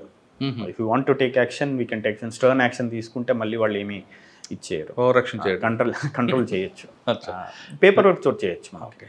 డీసీపీ నార్త్ తర్వాత ఇక్కడికి వచ్చారా? డీసీపీ నార్త్ తర్వాత సౌత్ ట్రాఫిక్ వచ్చాను. సార్ బెంగళూరు ట్రాఫిక్, దీని మీద మీ ఫోకస్ ఎలాగ ఉంటుందండి? సో అంటే మీరు ఫస్ట్ మనం డిస్కస్ చేసినట్లు EEE ఎడ్యుకేషన్కి ఎక్కువ ప్రయారిటీ ఇస్తారా, ఎన్ఫోర్స్మెంట్కి ఇస్తారా, ఇంజనీరింగ్కి ఇస్తారా? ఇంజనీరింగ్ అంటే మీది కాదు కాబట్టి డిపార్ట్మెంట్కి ఎంటర్ చేస్తారు. ట్రాఫిక్ డిసిప్లిన్ ట్యాకిల్ చేయాలంటే ఎన్ఫోర్స్మెంట్ అండి. ఇంజనీరింగ్ ట్రాఫిక్ జామ్స్ కాకుండా ఎన్ఫోర్స్మెంట్ యాక్సిడెంట్స్ తక్కువ చేయడానికి, ప్లస్ హెపజార్డ్ డిసిప్లిన్ ఎన్ఫోర్స్ చేయడానికి. ఎడ్యుకేషన్ ఏంటంటే లాంగ్ టర్మ్ థింగ్. మనకేంటంటే ఒక నెక్స్ట్ 20 yearsలో పిల్లలకి, వాళ్ళకి, ఎస్పెషల్లీ పిల్లలకి, స్కూల్ చిల్డ్రన్కి, వాళ్ళకి మనకి ఇచ్చేస్తే, ఎన్ఫోర్స్మెంట్ చేస్తే, ఎడ్యుకేషన్ ఇస్తే, వాళ్ళు ద బిహేవియరల్ ప్యాటర్న్ మారుతుంది. అండ్ చాలా రెగ్యులర్ ప్రోగ్రామ్ ఉంటుంది ఇక్కడ, SARS అని. కంపల్సరీ ప్రతి వారం స్కూల్స్కి వెళ్తారు కానిస్టేబుల్స్. సో అదొక ఎస్టాబ్లిష్డ్ ప్రొసీజర్ లాస్ట్ 20 years నుండి. That is every week 2 times మా వాళ్ళు స్కూల్స్కి వెళ్ళి చెప్తారు. అచ్చా. So that is an established thing. అంటే స్కూల్స్కి వెళ్తారంటే అప్ టు 5th లేదా బిలో 5th? టోటల్ 10th వరకు వెళ్తారు. ఓకే. సో 5th నుండి 10th వరకు వెళ్తారు జనరల్గా. 5th కంటే కొంచెం తక్కువ, వాళ్ళకి అంత ఇది ఉండదు. But 5th me target 5th నుంచి 10th వెళ్తే వాడు ఆటోమేటిక్గా ఇంటర్మీడియట్లో సెట్ అవుతుంది. కొంచెం వాళ్ళకి ఇప్పుడు ఏంటంటే అందరికైతే తెలుసు, వాళ్ళు పాటిస్తారో తెలియదు మనకి. బట్ హెల్మెట్ వేసుకోకుండా వెళ్ళడము తప్పు, సిగ్నల్ జంప్ చేయడం అనేది తప్పు, ఇవన్నీ వాళ్ళకి తెలుసు. హౌ మచ్ ఆఫ్ ఇట్ వాళ్ళు ఫాలో అవుతారు అనేది మనకి ఇక డిపెండ్స్, మన చేతిలో లేదు. కానీ ఎందుకంటే ట్రాఫిక్ జామ్ ఎక్కువ ఉంటాయి. ట్రాఫిక్ అట్లా ఉంటుంది. అంటే మనకి రోడ్ టు ట్రాఫిక్ రేషియో అంటాం మనం. అంటే road carrying capacity to actual ఎన్ని వెహికల్స్ ఉన్నాయి. వరల్డ్లోనే కంజెస్టెడ్ ఏరియాస్లో బెంగళూరు చాలా రోడ్స్ ఉన్నాయి. ఇప్పుడు హెబ్బాల్, మీరు వచ్చారు Hebbal road almost 10 times more capacity, 10 to 12 times carry చేస్తుంది. అంటే కెపాసిటీ కంటే 12 times ఎక్కువ వెహికల్స్ వెళ్తున్నాయి అక్కడ. ఓకే. అండ్ 1.2 crore వెహికల్స్ ఉన్నాయి మనకి బెంగళూరులో రిజిస్టర్డ్. 70 lakh 2-wheelers ఢిల్లీని దాటింది 2-wheelersలో. ప్రైవేట్ వెహికల్స్లో కూడా ఐ థింక్ ఇప్పుడు దాటుతుంది మనకి. అంటే రోజు బెంగళూరు సిటీలో ఎన్ని వెహికల్స్ పాస్ అవుతుంటాయి? అది 1.2 అంటే అట్లీస్ట్ మనం 40% రోడ్డు మీద అనుకున్నా కూడా అట్లీస్ట్ 40 లక్షలు. రోడ్ స్పేస్ ఉందా? అదే రోడ్ స్పేస్ తక్కువ ఉంది. Okay sir. ఇందులో బాటిల్ నెక్ ఎన్ని ఉంటాయండి? మేము ఏంటంటే బాటిల్ నెక్ అంటే 12 హై డెన్సిటీ కారిడార్స్ అని ఉంటాయి మాకు. ఒక 12 హై డెన్సిటీ కారిడార్స్. ఇవి ఒక మనకి almost 40% of the 70% of the Tropic of Bengaluru is in this 12 high density corridors. So very high density corridors అవి. అక్కడ మనము every minute every second is important. కొంచెం అటు ఇటు అయినా 1 కిలోమీటర్ 2 కిలోమీటర్స్ జామ్ అవుతుంది. So but Madhav Nagar bus stand, ప్రతి ఒక్కరు బస్ స్టాండ్ రావాల్సిందే. ఆ బస్ స్టాండ్కి రావాలంటే ఇక్కడ నుండి బెంగళూరు నుండి అనంతపూర్కి 2 hours జర్నీ అయితే బస్ స్టాండ్కి 3 hours ముందు రావాల్సి వస్తుంది. మనకు అవుట్స్కట్స్ నుండి ఇక్కడికి ఎస్పెషల్లీ పీక్ అవర్స్ మనకి మెయిన్ ట్రాఫిక్ ఉన్నది ట్యూస్డే, వెనస్డే, థర్స్డే మెయిన్. అంటే అవుట్ ఆఫ్ ఆల్ 7 days. దీనిలో కూడా మనకి పొద్దున 8 to 12. వీకెండ్ ఉండదా? వీకెండ్ చెప్పాలంటే అంటే వీకెండ్ కూడా ఉంటుంది, ట్రాఫిక్ లేదు అనేది ఉండదు బెంగళూరులో. బట్ ఏంటంటే వీక్ డేస్ కంపేర్ చేస్తే తక్కువ. ఓకే. సో 8 to 12 పొద్దున పీక్ అవర్స్ మాకు, మళ్ళీ 4 to 9 ఈవినింగ్. ఇవి మెయిన్ ఈ 12 హై డెన్సిటీ కారిడార్స్ అంటూ ఫుల్ ఉంటాయి, ఫుల్ కెపాసిటీ పోతాయి. ఓకే. బ్లాక్ స్పాట్స్ ఎన్ని ఉంటాయి? బ్లాక్ స్పాట్ యాక్సిడెంట్స్ అనేది బ్లాక్ స్పాట్స్ నా దానిలోనే ఒక 24 ఉన్నాయి. 24 హాట్ స్పాట్స్ అండి. అదే ఈ బ్లాక్ స్పాట్స్ ఇంటూ 4 వేసుకోండి మనం. అంటే టోటల్ 4 ట్రాఫిక్ డివిజన్స్ ఉండడం వల్ల మనకు ఒక 100 బ్లాక్ స్పాట్స్ దాకా ఉంటాయి. మనకి యాక్సిడెంట్స్ ఇప్పుడు నా డివిజన్లో 150 ఫేటల్ యాక్సిడెంట్స్ అయినాయి. సో 150 ప్లస్ 30 సెల్ఫ్ యాక్సిడెంట్, 190 అనుకోండి, 192 ఏమైనాయి లాస్ట్ ఇయర్. సో 192 200 అనుకోండి, ఇంకా 200 into 4 800 ఫేటల్ యాక్సిడెంట్స్ అయితే. ఫేటాలిటీ చెప్పాలంటే కొంచెం ఈ దీనికి తక్కువే సార్. మొత్తం బెంగళూరులో అన్ని జోన్లో కొన్ని ఏ జోన్ ఎక్కువ ట్రాఫిక్ ఉంటుంది? నార్త్? అన్ని జోన్లు ఉన్నాయి. నార్త్ చాలా ఎక్కువ ఉంటుంది ఇప్పుడు, ఎందుకంటే బికాస్ ఆఫ్ హెబ్బాళ్ళు చాలా కంజెస్టెడ్ ఏరియా ఇప్పుడు. నా జ్యూరిస్డిక్షన్ మనకి ఔటర్ రింగ్ రోడ్ అని ఉంటుంది, 17 kilometers స్ట్రెచ్. అన్ని software companies, almost 50% of software companies of India ఇక్కడే ఉన్నాయి మనకి. సో మనకి ఔటర్ రింగ్ రోడ్ అన్నట్టు జయనగర్ నుండి మనకి ఇబ్లూర్, నా జంక్షన్, బెలందూర్ వరకు, అటు నుండి మళ్ళీ వైట్ ఫీల్డ్ వరకు అదే కంటిన్యూ అవుతుంది. అక్కడ నుండి మాన్యత టెక్ పార్క్ వరకు అవుతుంది. సో అదెంత ట్రాఫిక్ ఏరియానే, మొత్తం సాఫ్ట్వేర్ కంపెనీస్ ట్రాఫిక్ ఏరియానే. సో ఆ ఒక్క రోడ్ బాగా క్రూషియల్ మాకు. సార్ ఈ ట్రాఫిక్ ప్రాబ్లంకి ఢిల్లీ టైప్లో ఆ స్కీమ్గా తీసుకొస్తారు. అంటే ఒక్కొక్క ఇంటికి 2 vehicles ఉంటాయి, like car pooling. Car pooling I think administrative లెవెల్లో అది జరుగుతుంది. ఆడ్ ఈవెన్ తెలియదు అది ఎంతవరకు సక్సెస్ అయింది ఢిల్లీలో, నాకు తెలియదు. ఢిల్లీలో సక్సెస్ కాదు కానీ కొంత బెటర్ అండి. మరి అంత అంటే మరి 2 కార్లు కొనుక్కుంటే కష్టం కదా. ఇప్పుడు ఆడొక రోజు ఈవెన్ ఒక రోజు చేస్తున్నారని చెప్పేసి 2 కార్లు కొనుక్కుంటే ఇంకా కష్టం కదా, మాకు డబ్బులు అవుతుంది. దాని బదులు బెటర్ పబ్లిక్ ట్రాన్స్పోర్ట్ ఉండనివ్వండి, ఇన్ఫ్రాస్ట్రక్చర్ మెయిన్గా. అంటే పబ్లిక్లో ట్రాఫిక్ సెన్స్ ఉందంటారు? పర్లేదండి, వేరే సిటీస్లో అంటే నేను ఒక 4-5 సిటీస్లో ఉండొచ్చాను. బెంగళూరు ట్రాఫిక్ సెన్స్ బాగుంటుందండి. అండ్ జనాలు కూడా ఇక్కడ పబ్లిక్ కూడా చాలా అంటే ఒక they want to solve, they want to be part of the solution. మేము పబ్లిక్ ఇంటరాక్షన్ ప్రోగ్రామ్స్ బాగా చేస్తామన్నా. యాక్చువల్లీ జాయిన్ ద కమ్యూట్ అని చేశాను నేను. సో బేసికలీ నేనే వెళ్ళి అందరితోటి కార్లో వెళ్ళి వాళ్ళ ఆఫీస్కి నేను వెళ్ళాను అనమాట, వాళ్ళ ఇంటి నుండి వాళ్ళతో డ్రైవ్ చేశాను. అది మంచి సక్సెస్ఫుల్ అయింది, అంటే చాలా మంచి ఫీడ్బ్యాక్ వచ్చింది. మాకు కూడా తెలిసింది యాక్చువల్లీ. సార్ మినిమం స్పీడ్ ఎంత ఉంటుందండి బెంగళూరులో? మినిమం కాదు, యావరేజ్ స్పీడ్ 15 kilometers 17 kilometers ఉంది. Average? No for 1 kilometer, sorry 1 kilometer తాగడానికి 17 minutes, అరౌండ్ 17 minutes ఉంది. అంటే మూమెంట్ ఉంటుంది? మూమెంట్ ఎప్పుడు ఉంటుంది, ట్రాఫిక్ జామ్ కాదు, బట్ జర్నీ టైం కొంచెం స్లో ఉంటుంది. కానీ బెంగళూరు సిటీ పోలీసు ఈ ట్రాఫిక్ మీద ఒక కొత్త కాన్సెప్ట్ తీసుకొచ్చారు, అదొకసారి చెప్పండి. మనకి ఇప్పుడు బెంగళూరులో మొత్తం మనకి ఒక 44,000 ఇంటర్సెక్షన్స్ ఉన్నాయి. దానిలో ఆల్మోస్ట్ ఇప్పుడు 500 పైగా మనకి సిగ్నల్స్ ఉన్నాయి. సో ఇప్పుడు 160 వరకు మనకి ఏ సిగ్నల్స్ పెట్టారు ఇక్కడ, 160 వరకు. ఈ ఏ సిగ్నల్స్ ఏంటంటే 2 మోడ్స్ ఉంటాయి దానిలో, విఏసీ మోడ్, ఏటీసీఎస్ మోడ్ అని. విఏసీ వెహికల్ యాక్చువేటెడ్ మోడ్ అంటే ఏంటంటే మనకి ఒక సిగ్నల్ దగ్గర కెమెరాస్ ఉంటాయి. ఆపోజిట్ సైడ్ నుండి వెహికల్స్ వచ్చేటప్పుడు కెమెరా వెహికల్స్ని చూస్తుంది. ఆ వెహికల్స్ సపోజ్ లేవు కానీ గ్రీన్ ఉంది, అది వేస్ట్ చేయడం ఎందుకని ఆటోమేటిక్గా నెక్స్ట్ రెడ్ వెళ్ళిపోయి వేరే దానికి పోతుంది అన్నమాట, ఆటోమేటెడ్. ఇట్లా సిరీస్ ఆఫ్ సిగ్నల్స్ ఉన్నాయి మనకి. ఒక సిగ్నల్ చేసిన తర్వాత వేరే సిగ్నల్ కమ్యూనికేట్ చేస్తుంది అది. సో ఇవన్నీ డేటా ఇంక్రీజ్ అవుతుంది కదా, అంటే వెహికల్స్ కౌంట్ చేసి ఎన్ని వెహికల్స్ వస్తున్నాయి, ఒక పీక్ అవర్లో ట్యూస్డే మనకి 9కి లేకుంటే 10కి ఎన్ని వెహికల్స్ వస్తున్నాయి, ఇటు సైడ్ ఎన్ని సెకండ్స్ ఉంటే ఆప్టిమైజ్ అవుతుంది, నువ్వెంత సిగ్నల్ అంటే వాటి మధ్యలోనే కమ్యూనికేషన్. అట్లా కంటిన్యూస్గా over a period of time అవుతుందంటే అక్కడ ఒక ట్రాఫిక్ కానిస్టేబుల్ అన్ని కలిపి ఒక ట్రాఫిక్ కానిస్టేబుల్ ఉన్నట్టు ఆయన చూస్తున్నట్టు మొత్తం అక్కడ కామన్ సెన్స్ తోటి ఎన్ని వెహికల్స్ వస్తాయి, ఎన్ని సెకండ్లు ఉంచాలి, ఎన్ని సెకండ్లు ఉంటే ఆప్టిమైజ్ అది సిస్టమ్ లెర్న్ చేస్తుంది. అట్లా ఫస్ట్ టైం ఇండియాలో ఇన్ని సిగ్నల్స్ పెట్టాం, 160 పెట్టారు ఆల్మోస్ట్. ఇప్పుడు that is giving very good results. అంటే మేము కంజెషన్ అనాలిసిస్ చేసి కూడా చెప్తున్నాం మనం అందరికీ. అంటే ఇప్పుడు ఆపోజిట్ వెహికల్ లేకపోతే అదే ఆటోమేటిక్ రెడ్ ఇచ్చేస్తుంది అండ్ అదే అన్న అది స్టోర్ చేసుకుంటుంది అది. అచ్చా, ఈ టైంలో ఈ వెహికల్స్ లేవు కాబట్టి ఇది చేశాను. ఒక 1 hour పీరియడ్లో ఇటు సైడ్ నుండి ఎన్ని వెహికల్స్ వస్తున్నాయి, ఇటు సైడ్ నుండి ఎన్ని వెహికల్స్ వస్తున్నాయి, ఇటు సైడ్ నుండి ఎన్ని వెహికల్స్ ఉన్నాయి. సో ఎన్ని సెకండ్ ఈ సైడ్ ఉంచాలి, ఎన్ని సెకండ్లు ఈ సైడ్ ఉంచాలి, 4 మాన్యువల్ లేకుండా అదే సెట్ చేసుకుంటాం, అన్ని సెట్ చేసుకుంటాం. ఓకే. అండ్ అక్కడ నుండి కంట్రోల్ చేస్తుంది అది. సో ఈ 2 modes ఇది చేస్తుంది. అండ్ ఇట్ ఈస్ వెరీ మనం కంజెషన్ లెంత్స్ అంటాం, అంటే ఎంత యావరేజ్గా ఎన్ని కిలోమీటర్లు కంజెషన్ అయింది, ఎన్ని కిలోమీటర్లు ఆగింది సిగ్నల్ దగ్గర, అవి కూడా ఆప్టిమైజ్ అవుతున్నాయి. ఆల్మోస్ట్ 20% రిడక్షన్ అయింది. మన దానిలోనే నా జ్యూరిస్డిక్షన్లోనే చేసాం మేము last time. So almost 20% reduction అయింది. Okay. So it is big achievement. Okay. ఇంకొకటి ఏది పెట్టారంటారు? ఇదొకటి. ఇంకోటి ఏంటంటే మనం కంజెషన్ అలర్ట్స్ అని ఇప్పుడు అస్త్రం యాప్ అని ఒకటి యూజర్స్కి ఇచ్చారు. అస్త్రం అని దాని పేరు. సో అదేంటంటే పబ్లిక్కి వన్ స్టాప్ యాప్ అనమాట ట్రాఫిక్ పోలీస్ నుండి.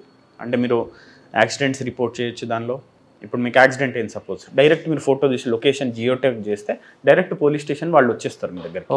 సెకండ్ ఏంటంటే మీరు ఎవరైనా ట్రాఫిక్ వైలేషన్ చేస్తున్నారు, పబ్లిక్ అయి ఉన్న మాకు ముందు నుండి ఉన్న పబ్లిక్ అయి అంటే పబ్లిక్ రిపోర్ట్ చేయొచ్చు మాకు.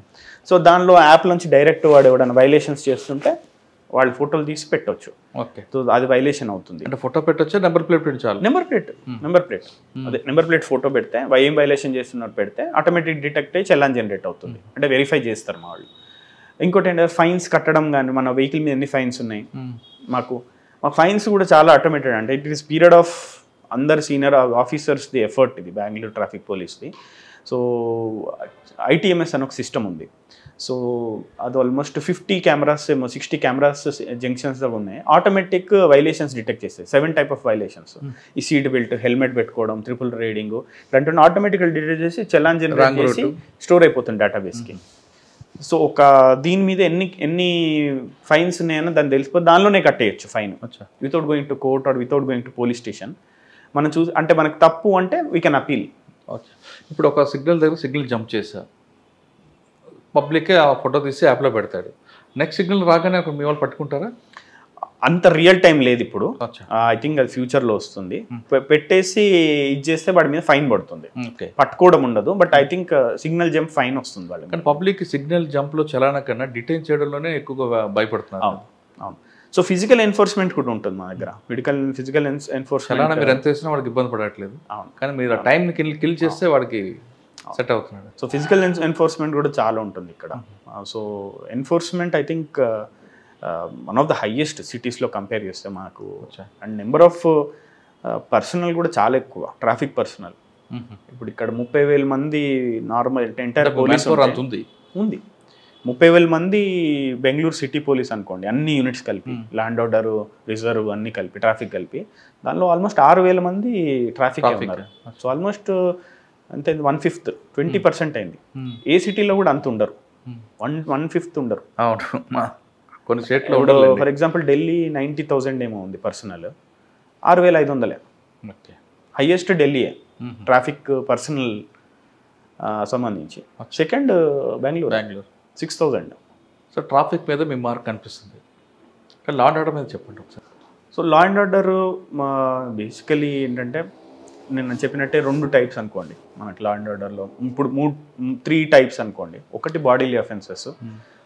ఒక ట్రాఫిక్లో వెనకొద్దాం. ట్రాఫిక్ జంప్ చేసినాడు వైలేటర్, సిగ్నల్ వైలేటర్, ట్రాఫిక్ వైలేటర్ అనుకుందాం.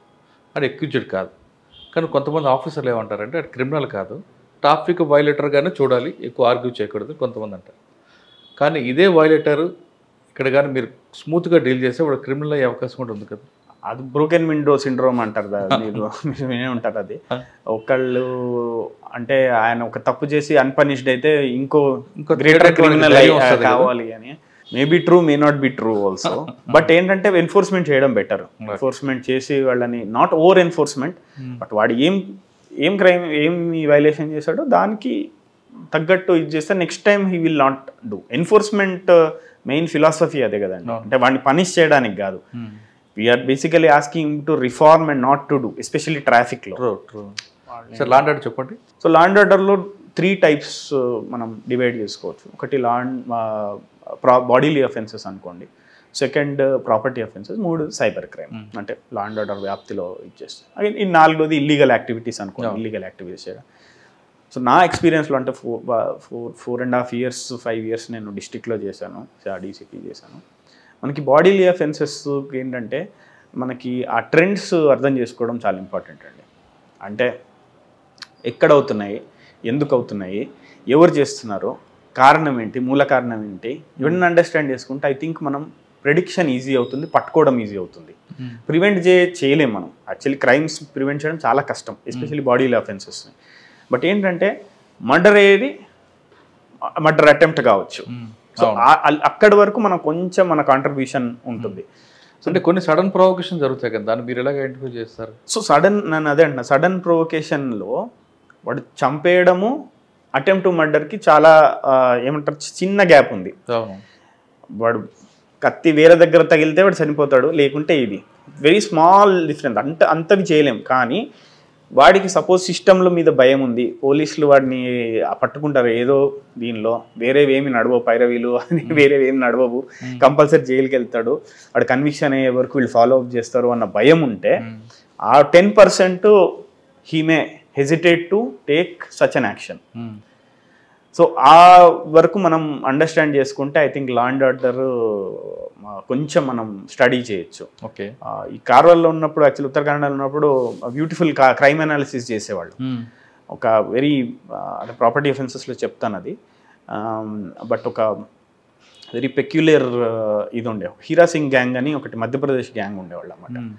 సో వాళ్ళ మీద వెతికితే ఎంటైర్ కోస్ట్లో మా కార్వాల్ జిల్లాలోనే ఒక 35 to 40 కేసులు ఉండేవి వాళ్ళ మీద. ఎంటైర్ కోస్ట్ చూసుకున్నాను నేను. అంటే నేను చూస్తే వాళ్ళు మల్నాడ్ అంటే వెస్టర్న్ ఘాట్స్ ఏరియా, చిక్మంగళూరు, కొంచెం షిమోగా, కార్వార్ వస్తుంది, మళ్ళీ కోస్టల్ కార్వారు, ఉడిపి, మెంగళూరు, ఇవన్నీ చేరి వాళ్ళ మీద 100 cases ఉన్నాయి. అంటే ఓన్లీ హీరా సింగ్ కాదు, వాళ్ళ అసోసియేటెడ్ గ్యాంగ్స్, మధ్యప్రదేశ్ గ్యాంగ్స్. వాటిని మనం అనలైజ్ చేస్తే వాళ్ళు ప్రతిసారి నవంబర్ నుండి ఫిబ్రవరి వరకే చేస్తారు. అది చూస్తే ఏంది అని చూస్తే బేసికలీ వాళ్ళ పంటలన్నీ వచ్చిన తర్వాత వాళ్ళకి ఏం పని లేనప్పుడు ఇటు వస్తున్నారని మనకు తెలిసింది. సో నవంబర్ టు ఫిబ్రవరి ఆ ట్రెండ్ మ్యాప్ చేస్తే, మనము ఈ మ్యాప్ మీద చేస్తే అవన్నీ కూడా మనకి హైవే పక్కన ఉన్నవే చేస్తున్నారు, highways escape routes. So one of the case ఏమైందంటే మనకి ఎస్కేప్ రూట్స్ మ్యాప్ చేసినాం, చెక్ పోస్టులు పెట్టేసినాం, Goa border check post. So వీళ్ళు ఇటు వస్తే సిరిసి ఎల్లాపూర్ అని ఉంటుంది, హుబ్లీ నుండి కార్వార్కి జాయిన్ అయ్యే రోడ్ ఎల్లాపూర్, అరబేల్ ఘాట్ అని ఉంటుంది. అక్కడ ఒక ఇది జరిగింది అనమాట. కంట్రోల్ నుండి రాత్రి ఫోన్ చేశారు నాకు. సో ఇమీడియట్ నేను మొత్తం చెక్ పోస్టులు పెట్టేసినాం అక్కడ. కరెక్ట్ గోవా బార్డర్లో వాళ్ళు దొరికిండ్రు మనకి. సో ఇది మనం అనాలిసిస్ చేస్తే దొరికిపోతుంది. ఇట్లనే లా అండ్ ఆర్డర్ కూడా ప్రివెన్షన్ చేయొచ్చు. రెడ్ హ్యాండెడ్ పట్టుకున్నాం వాళ్ళు అక్కడ అఫెన్స్ చేసి తప్పించుకుంటుంటే పట్టుకున్నాం మనం, కంట్రోల్కి చెప్పి. సో ఈ అనాలిసిస్ చదివితేనే మనకు అర్థమైంది, మనకు లేకుంటే అర్థం కాదు. అవునండి, మీలాంటి ఆఫీసర్ చేస్తారు, అనాలిసిస్ చేస్తున్నారు, స్టడీ చేసి పికప్ చేస్తారు. జనరల్గా వదిలిపెట్టారు అనుకున్నప్పుడు ఆ గ్యాంగ్ ఎప్పుడు చేస్తుందని మీరు ఆరిజిన్కి వెళ్ళారు, అక్కడ నుంచి మీరు బేస్ తీసుకొచ్చారు కాబట్టి పిల్లర్ వరకు రాకుండా మీరు పట్టుకున్నారు. అవుతుందండి ఇప్పుడున్న టెక్నాలజీకి, ఇప్పుడున్న మన దీనికి. ఇప్పుడు ఎక్కడికో వెళ్ళిపోతుంది అసలు. డీప్ సీక్ ఉంది, చాట్ జీపీటీ ఉంది, ఎన్నెన్నో ఉన్నాయి మనకి. కర్ణాటకలో అంత ముందున్నప్పుడు మరి ఇటీవల బెంగళూరులో తీసుకుంటే ఒక ఏటీఎం కొట్టాడు, అదే బేదర్లో ఏటీఎం ఉంది. మరి వాటి మీద ఎందుకు మీరు ఎక్కువ ఫోకస్ చేయలేపారు? అంటే నేను మిమ్మల్ని అనట్లేదు, కర్ణాటక పోలీస్ తరఫున మాట్లాడలేను. బట్ నేను అదే అంటున్నాను, మనం అన్ని క్రైమ్స్ అయితే ప్రివెంట్ చేయలేము. మనకి ఏంటంటే అన్ని క్రైమ్స్ ప్రివెంట్ చేస్తే ఏం కాదు, మనం దేవుళ్ళతో సమానం, మనకి పోలీస్ అవసరం లేదు. సో బేసికలీ ఏంటంటే అట్లాంటి క్రైమ్ అయిన తర్వాత ఎంత ఇమీడియట్ యాక్షన్ తీసుకుంటాం, ఎంత తొందరగా మనం అరెస్ట్ చేస్తాం, ఎంత తొందరగా నెక్స్ట్ దాని నుంచి మనం నేర్చుకుంటాం అనేది. లా అండ్ ఆర్డర్ కూడా అంతేనండి. పెద్ద పెద్ద స్టోన్ పెల్టింగ్లు అవి ఇవి అన్నీ చూసినాం మనం. కానీ చూసినప్పుడు మనం అది స్టడీ చేస్తే మన యాక్షన్ ఏమవుతుందో, ఎంతవరకు చేయాలి, ఎంతవరకు ఆపాలి, పోలీసు ఓవర్గా చేసినా కూడా మాకు క్రిటిసిజం వస్తుంది, తక్కువ చేసినా మన క్రిటిసిజం వస్తుంది. సో కొంచెం మనం దాని గురించి తెలుసుకుంటే, సోషల్ స్ట్రక్చర్ కానివ్వండి, ఎకనామిక్ స్టేటస్ కానివ్వండి, ఇట్లాంటివన్నీ తెలుసుకుంటే మనం ఎంత యాక్షన్ చేయొచ్చో తెలిసిపోతుంది మనకి. అంటే ఒక అఫెన్స్ అయిన తర్వాత నెక్స్ట్ జరగకుండా మనం అది అనలైజ్ చేయాలి. మనం దాన్ని అఫెన్స్ చూసేసి వదిలేస్తే అది బాడీ లైఫ్ అని అదే అంటున్నా. ఇప్పుడు ఒకసారి అంటే మేము కూడా సీనియర్ ఆఫీసర్స్ వాళ్ళు చెప్తుంటే నేర్చుకొని కొంచెం సైంటిఫిక్ ఇదన్నీ పెడితే మనకు అర్థమైంది. ఇంకొక లా అండ్ ఆర్డర్ అంతే అనాలిసిస్ ఎంత చేయొచ్చు అంటేనండి, మనకి మండ్యాలో నేను చూస్తుంటే నవంబర్ దాకా మర్డర్స్ తక్కువైతాయి. నవంబర్ టు డిసెంబర్ అంటే ఈ సంవత్సరం లాస్ట్ ఇయర్ కంటే తక్కువ అయిపోయినాయిరా బాబు అని మనం అనుకునే టైంలో నవంబర్ డిసెంబర్ వచ్చి కవర్ చేసేస్తుంది మర్డర్స్ని. ఎందుకు చూస్తే ఏంటంటే నవంబర్ డిసెంబరు సేమ్ ఖాళీగా ఉంటారు, పంటలు అవి ఇవి ఏమి ఇది ఉండదు, ఎక్కువ డ్రింక్ చేస్తారు ఊర్లలో. ఆ డ్రింక్ చేసినప్పుడు కంపల్సరీ అఫెన్సెస్ అవుతున్నాయి. సో ఏ ఊర్లలో ఎక్కువ అవుతున్నాయని మ్యాప్ చేసి అక్కడ పెట్రోలింగ్ మనం పంపిస్తే చాలా వరకు ప్రివెంట్ అవుతాయి. ఇప్పుడు మనం 10ంటికి ఒకసారి పెట్రోలింగ్ పంపించి అందరూ ఎవరైతే ఉట్టి కూర్చున్న రోడ్ల మీద వాళ్ళని పంపించేస్తే ఎవరు తిరుగుతారు? Prevention better. కొంచెం అంటే మనం అగైన్ మొత్తం అయితే మనం చేయలేము. ఇట్లాంటి స్టడీ చాలా హెల్ప్ అవుతుందండి నాకైతే. అంటే ఐ ఫీల్ దట్ జనాలు చెప్పాలి, వేరే వాళ్ళు చెప్పాలి నేను ఎంత చేశాను, బట్ ఐ ఫీల్ దట్ ఇట్లాంటి అనాలిసిస్ మనకు చాలా హెల్ప్ అవుతుంది. లా అండ్ ఆర్డర్ పెద్ద పెద్ద లా అండ్ ఆర్డర్ ఇష్యూస్ని కంట్రోల్ చేయొచ్చు మనం. చిన్న ఇష్యూ నుంచి పెద్దది వస్తుంది. కానీ మీరు మాండ్యా అన్నారు, అక్కడ బతుకల్లో ఏం జరిగింది అనుకోండి, అది కమ్యూనల్గా ఉంది, కమ్యూనల్ అవుతుంది. కాబట్టి మీరు ముందే కట్ చేసుకుంటే అది ముందే బతుకలు కూడా అంతే. ఇప్పుడు మనం కమ్యూనల్ అయితే ఒక మంచి ప్లాన్ ప్రిపేర్ చేసాం అనమాట. అంటే ఒక పెద్ద గొడవ అయింది, రేపు హైవేలు క్లోజ్ చేస్తారు వాళ్ళు, మనకు మొత్తం కొంకణ్ హైవే మొత్తం ఇదైపోతుంది. దానికి మనం ఏదన్నా ఒక కోడ్ వైర్లెస్లో నేను ఒక కోడ్ ఇచ్చాను, ఆపరేషన్ రెడ్, ఆపరేషన్ బ్లూ, ఏదో ఒకటి. అట్లా ఇచ్చిన తర్వాత మేము ఎక్కడెక్కడ మా రిజర్వ్ పోలీస్ ఉండాలి, ఎక్కడెక్కడ మా పోలీసు పోవాలి, ఏవైతే ఇంపార్టెంట్ ఏరియాస్ టెంపుల్ ఉండి పెద్ద మసీదు కానివ్వండి, అక్కడ పోయి ఎన్ని మినిట్స్లో మనం అక్కడ ఉండాలని డ్రిల్ చేస్తే అగైన్ ప్రివెంట్ చేయలేము, కానీ ఇమ్మీడియట్ దాన్ని సప్రెస్ చేయొచ్చు. అట్ సేమ్ టైం తర్వాత ఏం చేయాలో కాకుండా కూడా చేయొచ్చు. అంటే ఇష్యూ అక్కడితో ఆగిపోతుంది, కానీ బ్లో అప్ అవ్వదు. ఇంకా బ్లో అప్ అవ్వదు. ఇంకోటి ఏంటంటే మనం దాని తర్వాత యాక్షన్ తీసుకోవడం కూడా మనకి హిస్టరీ ఉంటుంది కదా అండి, ఎవరు వచ్చాడు. ఇంకోటి ఏంటంటే ఇప్పుడు పెద్ద జాతర జరుగుతుంది, పెద్ద కమ్యూనల్ ఈవెంట్ జరుగుతుంది, అంటే ఈ ఈవెంట్లో కమ్యూనల్ కావాల్సిందే అని అంటే ఫస్టే మనకి రౌడీ షీటర్స్ ఎవరెవరు ఉన్నారో వాళ్ళని ఐడెంటిఫై చేసి పెట్టుకుంటే, ఒక టీం మనం వాచ్ చేయడం పెట్టుకుంటే, we immediately know that these are the people who come from outside and చేస్తున్నారు అని పెట్టేస్తే వాళ్ళని ఫస్ట్ మనం వాళ్ళ మీద యాక్షన్ తీసుకోవచ్చు. అట్లా చేయొచ్చు. నేను అనేది 100% ఫుల్ ప్రూఫ్ కాదు. ఆ సిచ్యువేషన్ అంతా కేయాస్ ఉంటుంది, నేను చెప్పినంత ఈజీగా ఉండదు, బట్ చేయొచ్చు. నేను అనేది అంటే with little bit of analysis, little bit of brain, మనం ఏంటంటే ఎక్కువ ఎఫర్ట్ పెట్టి చేయడం కంటే మనం ఫోకస్డ్గా చేస్తే ఐ థింక్ తొందరగా సాల్వ్ అవుతాయి. అంటే అప్పుడు ఆ ఇష్యూ కాకపోయినా నెక్స్ట్ ఇష్యూ రేజ్ కాకుండా నెక్స్ట్ మా పోలీస్ దానిలో అదే ఉంటుంది. First incident is not your mistake, second incident is our mistake. Second అయిందంటే అది పోలీసులు ఉన్న తర్వాత కూడా అయింది అంటే అట్ ఈస్ మనం రెస్పాన్సిబిలిటీ తీసుకోవాలి దానికి అని వెంటనే కవర్ చేసి కొంచెం హడావిడి చేసి కొంచెం ఇది చేస్తే ఆగుతారు. Okay sir, law and order మీద మీ ఫోకస్ చూపించారు. సైబర్ క్రైమ్ అంటే ట్రెండింగ్ క్రైమ్ అంతా ఇప్పుడు ఎలా నడుస్తుందంటే, గతంలో ట్రెడిషనల్ క్రైమ్ ఉంటుంది, మీరు ఇందాక అన్నారు మధ్యప్రదేశ్ నుండి వస్తాడని, ఇప్పుడు మిక్సింగ్ గ్యాంగ్ అయిపోయి ఒక ఎంఓ ఒకడే చేయట్లేదు, అన్ని ఎంఓలు మిక్సింగ్ చేస్తున్నారు. నవంబర్ నుండి జనవరి రావట్లేదు, అదేవిధంగా జనవరి నుండి ఫిబ్రవరి కూడా లేదు, ఎప్పుడైనా రావచ్చు, ఎప్పుడైనా చేయొచ్చు, ఆ విధంగా తయారయ్యారు. ప్లస్ ఎంఓస్ కూడా ఒక గ్యాంగ్ ఎంఓ చేస్తుంది కూడా లేదు, మిక్స్డ్ గ్యాంగ్ చేస్తారు. అది ఇప్పుడు నెక్స్ట్ వైట్ కలర్ ఫస్ట్గా వచ్చింది, తర్వాత ఇప్పుడు సైబర్ క్రైమ్. గ్యాంగ్స్ మారుతున్నాయి. ఎక్కువ చదువుకున్న వాళ్ళు పర్టికులర్గా ఒక కమ్యూనిటీ చేసే రోజుల నుండి ఇప్పుడు అందరూ చేస్తున్నారు. వాడు బాగా ఫైనాన్షియల్గా స్ట్రాంగ్ ఉండేవారు, తర్వాత వాళ్ళ పేరెంట్స్ స్ట్రాంగ్ ఉంటారు, అయినా వాడు విలాస్ కోసం దానికోసం చేస్తుంటాడు. ఇటువంటి సిచ్యువేషన్లో ఎలా కంట్రోల్ చేయాలి? పర్టికులర్గా సైబర్ క్రైమ్ కానీ లేదు సోషల్ ఇంజనీరింగ్ క్రైమ్, ఈ రెండిట్లో విక్టిమ్స్ అందరూ కూడా హైలీ ఎడ్యుకేటెడ్ కనిపిస్తారు, ఎక్యూజ్డ్ మాత్రం బిలో 10th కనిపిస్తారు. దీన్ని ఎలా మనం ప్రికాషన్ తీసుకోవాలి? ప్రికాషన్స్ ఇక ఫస్ట్ థింగ్ ఏంటంటే nothing is free in this world అంటారు కదా, అది ఫస్ట్ గుర్తు చేయాలి, జనాలకు అందరికీ చెప్పాలి. ఎవరు రూపాయి కూడా మనకి ఫ్రీ ఇవ్వరు, ఎవరు. సో ఫస్ట్ థింగ్ ఏమంటారు, ఆశ ఏ ఉందో అది కట్టేలు చేసుకోవాలి. సెకండ్ థింగ్ ఏంటంటే మీరు అన్నట్టు కొత్తవి ఇది చేస్తున్నారు, అంటే వాడు దొంగ అని కూడా మనం ఊహించలేం, అలా జరుగుతుంది, మనకే అర్థం కాదు కొన్నిసార్లు. ఇప్పుడు ఇంకొక కొత్త రీసెంట్ వచ్చింది ఏంటంటే, మీకు 20 రూపాయలు వచ్చిందని జీపేలో రిక్వెస్ట్ పంపిస్తారు, చూసారా మీరు? అది ఏంటండి, మీకు 20 రూపీస్ మీకు జీపేలో ఎవరో ఇచ్చారు అని మీకు పంపిస్తారు. అది ఓపెన్ చేసి రిక్వెస్ట్ చేయగానే మీ దగ్గర నుండి 50,000 పోతాయి. అది లేటెస్ట్ క్రైమ్ అది. సో అట్లా అంటే దట్ ఈస్ ఇప్పుడు ఎవరైనా సహజం, అది నాకు 20,000 వచ్చినట్టు చూపిస్తే నేను టక్కుమని ఓపెన్ చేస్తాను. అది 20,000 అంటే స్మాల్ అమౌంట్ చెప్తున్నాను. సపోజ్ వాడు 1,500 వేసాడు, నాకు 1,500 వేసి నాకు వచ్చిందని నేను అది క్లిక్ చేస్తాను. క్లిక్ చేసిన తర్వాత రిక్వెస్ట్ యాక్సెస్ అని అది పెట్టేస్తే నేను డైరెక్ట్ నా దగ్గర నుంచి 50,000 వెళ్ళిపోతుంది. ఆ రీసెంట్ క్రైమ్. సో ఏంటంటే సైబర్ క్రైమ్ అనేది it is not a traditional క్రైమ్స్కి సైబర్ క్రైమ్స్కి చాలా తేడా ఉంది. ట్రెడిషనల్ క్రైమ్స్కి మనకి టైం దొరుకుతుంది, సైబర్ క్రైమ్స్కి మనకు టైం దొరకదు. అండ్ కంటిన్యూస్లీ ఎవాల్వింగ్ ఇది. ఇప్పుడు మనం రాబరీ, డెకాయిటీ లేకుంటే హౌస్ బ్రేకింగ్, థెఫ్ట్ తీసుకుంటే లాస్ట్ 50 ఏళ్ళ నుండి పెద్ద తేడా ఏం లేదు. మోడల్స్ చేంజ్ అయ్యి ఉంటుంది, వాళ్ళు టెక్నాలజీ యూజ్ చేస్తారు, కానీ గ్యాస్ కట్టర్స్ యూజ్ చేస్తారు, వెపన్స్ తోటి వస్తారు, ఇవి చేంజ్ అవుతాయి కానీ యాక్చువల్ క్రైమ్ దొరకదు. కానీ దీనిలో అట్లా కాదు, మనం కళ్ళు మూసి తెరిచే లోపల కొత్త క్రైమ్ వచ్చేస్తుంది.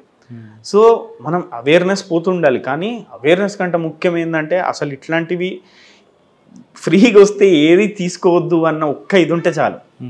ఇప్పుడు ఇన్వెస్ట్మెంట్ ఫ్రాడ్స్ తీసుకోండి మీరు. ఇన్వెస్ట్మెంట్ ఫ్రాడ్స్ బెంగళూరు సిటీలోనే ఆల్మోస్ట్ 2 లక్షలు 3 లక్షలు ఎవ్రీ డే పోతాయి. ఎవ్రీ డే నేను చెప్పేది. అంత ఇన్నోసెంట్ అంత గ్రీడీనెస్ ఉన్నారు. ఎక్కువ రిటైర్డ్ వాళ్ళు పాపం చాలామంది. నేను డీసీపీ సౌత్ కూడా ఒక 3 months ఇన్ఛార్జ్ ఉండేవాడిని. అప్పుడు చూసాను చాలామంది retired employees, almost 70 lakh 80 lakh entire వాళ్ళ పెన్షన్ రిటైర్మెంట్ ఫండ్ అంతా పాపం పెట్టేస్తారు. అయ్యో. ఇన్వెస్ట్మెంట్ ఫ్రాడ్స్ అని ఒక వాట్సాప్ చేస్తారు వాళ్ళు. ఆ వాట్సాప్లో వీళ్ళని యాడ్ చేస్తారు. ఫస్ట్ ఒక 1 month వీళ్ళకి ప్రాఫిట్స్ ఇస్తారు, బాగా అవుతున్నాయి మీ స్టాక్స్, ఇంకా ఇన్వెస్ట్ చేయండి, ఇంకా. సో ఇంకా ఆశ ఉండడం వల్ల ఇంకా ఇన్వెస్ట్ చేస్తారు వాళ్ళు. 70 lakhs వర్క్ చేశారు ఒకసారి దగ్గర అయితే. సో అట్లా మీరు అన్న డిజిటల్ అరెస్ట్ కానివ్వండి, చాలా ఉన్నాయి. చాలా అసలు డిజిటల్ అరెస్ట్ ఉంటుంది అంటారు? డిజిటల్ అరెస్ట్ ఉంటుంది, ఫిజికల్ అరెస్ట్ ఉంటుంది కానీ డిజిటల్ అరెస్ట్ లేదు కదా.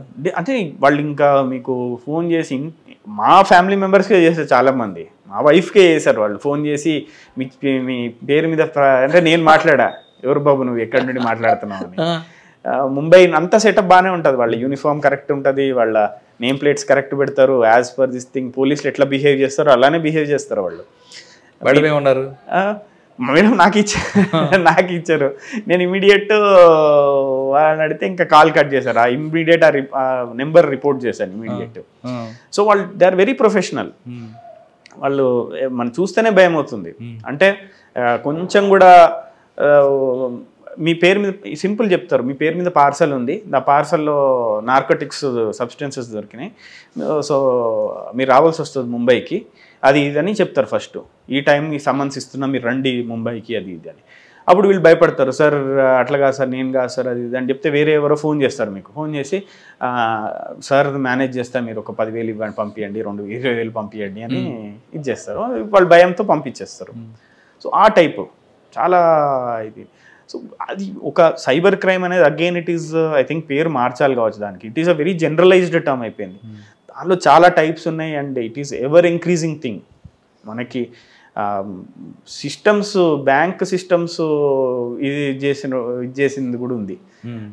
బ్యాంక్ కంప్యూటర్స్ సర్వర్స్ హ్యాక్ చేసి వాళ్ళు హాస్టేజ్ పెట్టేశారు వాళ్ళు, ట్రోజన్ పంపించేసి. సో సార్ ఈ సైబర్ క్రైమ్ కంట్రోల్కి ఆన్లైన్లో ఉన్నట్లు ఉండాలా, ఆఫ్లైన్లో మనం ఎంత కేర్ఫుల్గా ఉండాలో అంత కేర్ఫుల్గా ఉండాలా? ఫస్ట్ కేర్ఫుల్ అంటే బాగుండాలి. ఇంకోటి ఏంటంటే 1930 లేకుంటే ఇమీడియట్ సైబర్ ఇది, అది చాలా హెల్ప్ అవుతుంది మనకి. ఆల్మోస్ట్ ఐ థింక్ అది కర్ణాటక పోలీసే స్టార్ట్ చేశారు ఫస్ట్, బెంగళూరు పోలీస్. సరే గోల్డెన్ అవర్లో కంప్లైంట్ ఇవ్వమంటారు. గోల్డెన్ కవర్, కానీ గోల్డెన్ అవర్ దాటిపోయిన తర్వాత మన కంప్లైంట్ ఇస్తారు కదా. కంప్లైంట్ ఇవ్వకుండా వాళ్ళు 1930 ఫోన్ చేసి టోల్ ఫ్లిక్ చేసేసి అకౌంట్స్ ఫ్రీజ్ చేస్తే చాలామంది అవుతున్నాయి. 1930 చేసిన వాళ్ళు ఆల్మోస్ట్ అందరిలో 70% మనకి అకౌంట్స్ ఫ్రీజ్ అవుతున్నాయి. అంటే టోటల్ అమౌంట్ కాకపోయినా కొంత అట్లీస్ట్ 70% అవుతుంది మనకి. 60 to 70% దొరికిపోతుంది మనకి. సో అది చాలా ఇంపార్టెంట్. 1930ది చాలా ఇంపార్టెంట్. గోల్డెన్ అవర్లు ఇవ్వాలి. గోల్డెన్ అవర్ చాలా ఇంపార్టెంట్. సార్ ఇప్పుడు ఆన్లైన్ ఆఫ్లైన్ తీసుకుందాం. ఆఫ్లైన్లో ఒక అమ్మాయి కానీ ఒక వ్యక్తి కానీ చాలా కేర్ఫుల్గా ఉంటారు కదా, ఆన్లైన్లోకి వచ్చేసరికి ఎందుకండి రెక్లెస్ వస్తుంది అంటారా? అనానిమిటీ ఎవరు ఏం చేయలేరు. ఇప్పుడు మీరు నాతో మాట్లాడుతున్నారంటే మీ గురించి చూసి నేను అర్థం చేసుకొని మీరు ఎవరు మీతో మాట్లాడాలో వద్దా అనేది ఇది చేస్తాం. అదే ఎవరన్నా నాకు వాట్సాప్లో మెసేజ్ చేస్తే just sir I need help అని కొడితే నేను న్యాచురల్ ఇన్స్టింక్ట్ ఏంటి, ఓకే చెప్పండి మీరు అని నేను కొట్టేస్తాను. సో అనానిమిటీ ఏదైతుందో మనకి ఆ హ్యూమన్ సైకాలజీ ఈజీగా మనం ఇదైపోతాం, ఈజీగా డ్రా అయిపోతాం అటెన్షన్. అంత కేర్ఫుల్గా ఉండం మనం. అంటే ఆఫ్లైన్లో ఉన్నట్లు ఆన్లైన్లో కూడా ఉండాలి, ఆఫ్లైన్లో ఉన్నట్టే ఆన్లైన్లో ఉండాలి. ఎవరు మనకి అదే చెప్పాను కదా, ఎవరు 1 రూపీ ఇవ్వరు ఈ ప్రపంచంలో, ఫ్రీగా ఎవరు 1 రూపీ ఇవ్వరు, ఎవరు మన ఫ్రెండ్స్ కాదు, మనతో పని లేకుండా ఎవరు వచ్చి మనతో. ఇప్పుడు మనం cyber women's problem, ladies problems చూసుకుంటే సైబర్ స్టాకింగ్ కానివ్వండి, సైబర్ ఫ్రెండింగ్ చేసి వాళ్ళని ఫ్రెండ్షిప్ చేసి వాళ్ళతోటి ఎక్స్ప్లాయిటేషన్, ఇవి చాలా కేసెస్ ఇంకా బయటపడవు మనకి. చాలా ఇన్యూమరబుల్ కేసెస్ ఉంటాయి అట్లాంటివి. సార్ సైబర్ క్రైమ్ మీద మీరు ఒక అనాలిసిస్ చేసుకుంటూ ఒక ప్రోగ్రామ్ కూడా చేస్తారు, ఒకసారి దాని గురించి. సో సైబర్ క్రైమ్ది బేసికల్లీ నేను బ్యాంకింగ్ దాని గురించి చేస్తాను. బ్యాంకింగ్ ఫ్రాడ్స్, బ్యాంకింగ్ దగ్గర నుండి ఏమేమి చేయాలి అంటే పబ్లిక్ కానివ్వండి, బ్యాంక్స్ కానివ్వండి, ఏజెన్సీస్ కానివ్వండి, ఈ 3 స్టేక్ హోల్డర్స్ మనకుంటే అంటే అక్యూజ్డ్ వదిలిపెట్టి ఈ ముగ్గురు మధ్యలో కోఆర్డినేషన్ ఎట్లుండాలి అనేది. ఇప్పుడు పబ్లిక్ ఎంత ఉందో బ్యాంక్స్ కూడా అంతే రోల్ ఉందండి. రీసెంట్ సుప్రీంకోర్టు జడ్జిమెంట్ ఇచ్చింది. బ్యాంక్ మేనేజర్స్ వాళ్ళు కేవైసీ సరిగ్గా తీసుకోకుండా ఉట్టుట్టిగా వాళ్ళు ఇవి ఇచ్చేసి చాలామంది కరెంట్ అకౌంట్స్ ఓపెన్ చేస్తారు బ్యాంక్లో. అవును. సో కరెంట్ అకౌంట్ మీకు ట్రాన్సాక్షన్స్ లేకుండా కరెంట్ అకౌంట్ ఓపెన్ చేయడానికి, కరెంట్ అకౌంట్ ఓపెన్ చేయడానికి మీకు చాలా ఇది కావాలి, వెరిఫికేషన్ కావాలి. సో బ్యాంక్ మేనేజర్ కూడా వాళ్ళు కేర్లెస్ ఉన్నట్టే కదా. అంటే వాళ్ళకి టార్గెట్ ఉంది కదండి, but he should comply with the norms కదండి. సో వాళ్ళది కానివ్వండి, మన ఏజెన్సీస్ కానివ్వండి, ఎంత క్విక్గా మనకి కమ్యూనికేషన్ ఉంది. అంటే 3 భాగాలు తీసుకుంటే విక్టిమ్స్, బ్యాంక్స్, ఆర్గనైజేషన్స్, మన ఏజెన్సీస్, వీళ్ళు ముగ్గురు మధ్యలో సీమ్లెస్ ఉండాలి. అప్పుడే మనము అక్యూజ్డ్ ఇప్పుడు ఒక నెంబర్ మీద సపోజ్ చేశారు, క్రైమ్ అయింది, ఒక సిరీస్ ఆఫ్ నెంబర్స్ లేకుంటే ఆ నెంబర్స్ ఎక్కడి నుండి ఒరిజినేట్ అవుతున్నాయి అనేది ఏజెన్సీస్ వాళ్ళకి తెలుసు. ఆ ఏజెన్సీస్ వాళ్ళు అట్లీస్ట్ ఆ నెంబర్స్ ఫేక్ నెంబర్స్ లేకుంటే వితౌట్ ప్రాపర్ వెరిఫికేషన్ వాళ్ళు మొబైల్ నెంబర్స్ ఇస్తున్నారు, అకౌంట్స్ ఇస్తున్నారు అంటే అక్కడ అట్లీస్ట్ వాళ్ళు ఆపితే వాళ్ళని, సో అది చాలా వరకు కంట్రోల్ అవుతుంది కదా మనకి. అట్లీస్ట్ ఆ ఏరియాస్ సేవింగ్ అకౌంట్స్ ఎవరు అడిగితే వాళ్ళకి ఇస్తున్నారు. ఆధార్ కార్డు ఉంటే చాలా అకౌంట్స్ ఇవ్వచ్చు, it may be for other purposes. But నేనేమంటున్నట్టు ఒక కేసు అయిన తర్వాత, ఒక ఎఫ్ఐఆర్ అయిన తర్వాత, సపోజ్ ఈ ఏరియాలో ఇన్ని ఇట్లా అవుతున్నాయి, so agencies and banks can be extra careful in that thing. చాలా హెల్ప్ అవుతుంది మనకి. అది ఒక్కటి చేస్తే మనకి యాక్చువల్లీ చాలా రిపీట్ కావు. ఇప్పుడు ఏమవుతుందంటే రిపీట్ అవుతున్నాయి. వాళ్ళు అదే సిరీస్ ఆఫ్ మొబైల్ నెంబర్స్ నుండి చేస్తారు, అదే సిరీస్ నెంబర్ బ్యాంక్ అకౌంట్స్ చేస్తారు. ఆ ముగ్గురు మధ్యన అకౌంటబిలిటీ లేవట్లేదు. ఆ కొంచెం కమ్యూనికేషన్ స్ట్రీమ్ లైన్ అయితే ఐ థింక్ చాలా వరకు మనం పట్టుకోవచ్చు. సార్ మీరు అక్యూజర్ గురించి మాట్లాడారు. ఇప్పుడు సైబర్ క్రైమ్లో అక్యూజర్ అందరూ కూడా బిలో 10th, విక్టిమ్స్ అందరూ కూడా అబౌవ్ డిగ్రీ. ఆ వేరియేషన్ ఎలా చూస్తూ ఉన్నాం? అక్యూజ్డ్ ఏంటంటే వాళ్ళకి మోటివేషన్ ఉంది, వాళ్ళకి పైసలు సంపాదించాలి, మోసం చేయాలన్న మోటివేషన్ ఉంది. విక్టిమ్స్కి ఏంటంటే వాళ్ళ మోటివేషన్ ఏంటంటే మనీ సంపాదించాలన్న మోటివేషన్ ఉంది. అంటే ఫ్రీగా వితౌట్ ఎక్కువ ఎఫర్ట్ లేకుండా మనీ సంపాదించాలన్న మోటివేషన్ వాళ్ళకు ఉంది. ఆ 2 మోటివేషన్ గెలవడం వల్ల ఎక్కువ అవుతున్నాయి అని అనుకోవచ్చు కదా, రాదర్ దెన్ ఇట్. అండ్ ఏంటంటే ఎడ్యుకేషన్ కంటే ఎక్కువ మనం కంప్యూటర్ లిటరసీ అంటాం కదా. Computer literacy matters rather than education. అదే డిజిటల్ ఏదైనా డిజిటల్ అవేర్నెస్ ఉంటే 10th క్లాస్ ఒక తుపాకీ కొనుక్కున్న దానికే లైసెన్స్ తీసుకుంటాం, ఒక 2-wheeler నడపాలంటే అది లైసెన్స్ ఉంటుంది. అదే మనకి ఇంకా దే ఆర్ ఎవాల్వింగ్. నేనైతే అంటే ఇంత ఫాస్ట్గా ఏ క్రైమ్స్, అందుకే మనకు ఒక స్టడీ చేసే లోపల కొత్త క్రైమ్ వచ్చేస్తుంది. లాస్ట్ టైం ఇక్కడ మా సిపి సార్, కమిషనర్ సార్ ఇక్కడ మాకు ఒక ఎస్ఐటి స్పెషల్ ఇన్వెస్టిగేషన్ టీమ్ అని పెట్టారు. నేను ఇన్వెస్ట్మెంట్ ఫ్రాడ్స్ ఒకటి చేశాను, మొత్తం మా సిటీలో ఉన్న ఇన్వెస్ట్మెంట్ ఫ్రాడ్స్ చేశాను. నాకు అదే ఇది కావట్లేదు. ఒక వాట్సాప్ గ్రూప్లో ఒక టెలిగ్రామ్ గ్రూప్లో యాడ్ చేసిన తర్వాత అది ఫస్ట్ ఇన్స్టెన్సే తెలిసిపోతుంది అది ఫ్రాడ్ అని. ఎందుకంటే అందరు వాళ్ళే ఉంటారు, వీళ్ళు మాత్రం ఇదే ఉంటారు. But it is so realistic.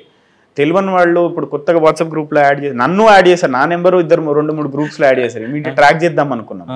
Actually in fact DCP నార్త్లో ఉన్నప్పుడు ఒక వండర్ఫుల్ కేసు ట్రాక్ చేసాం. ఇప్పటికి అది ఐ థింక్ రీల్స్లో వాటిలో ట్రెండింగ్ ఉంది.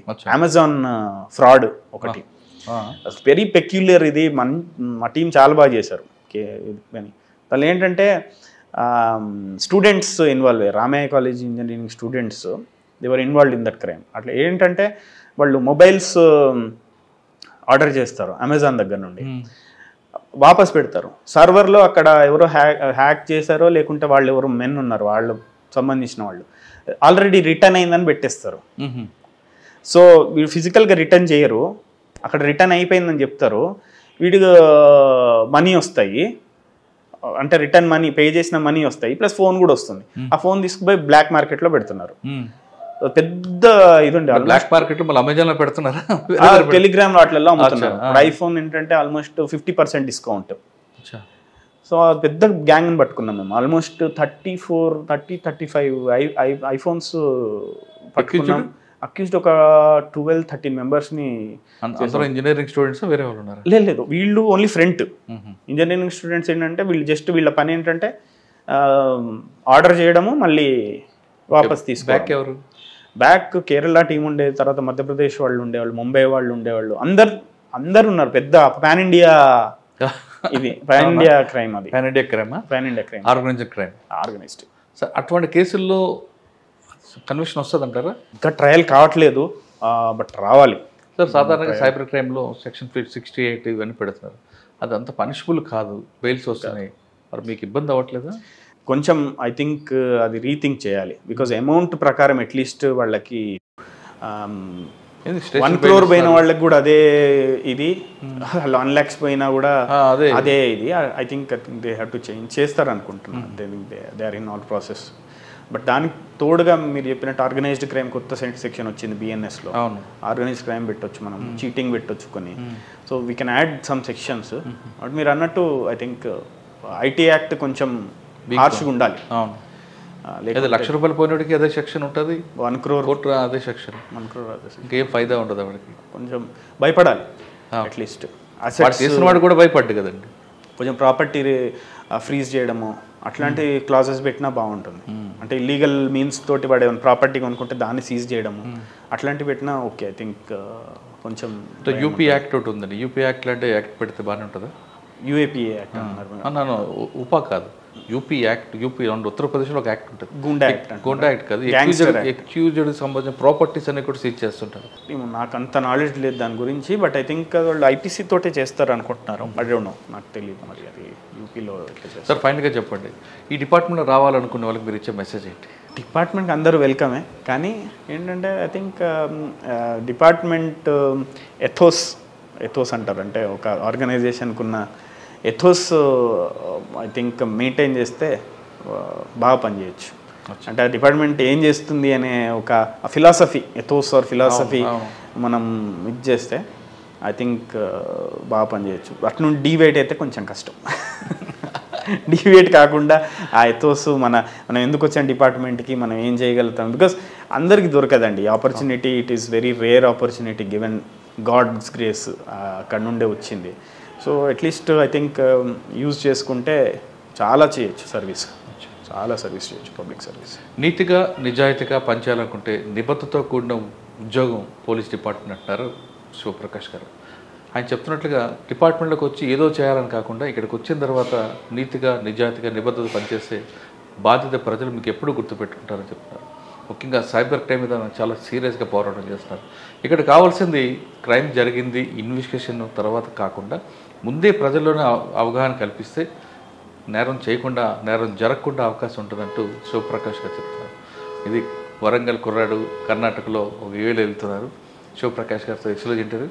వచ్చే వారం మరొక ఇష్టం మళ్ళీ కలుగుతాం. అంతవరకు నమస్తే. Thank you sir. Thank you very much. All the best. Thank you.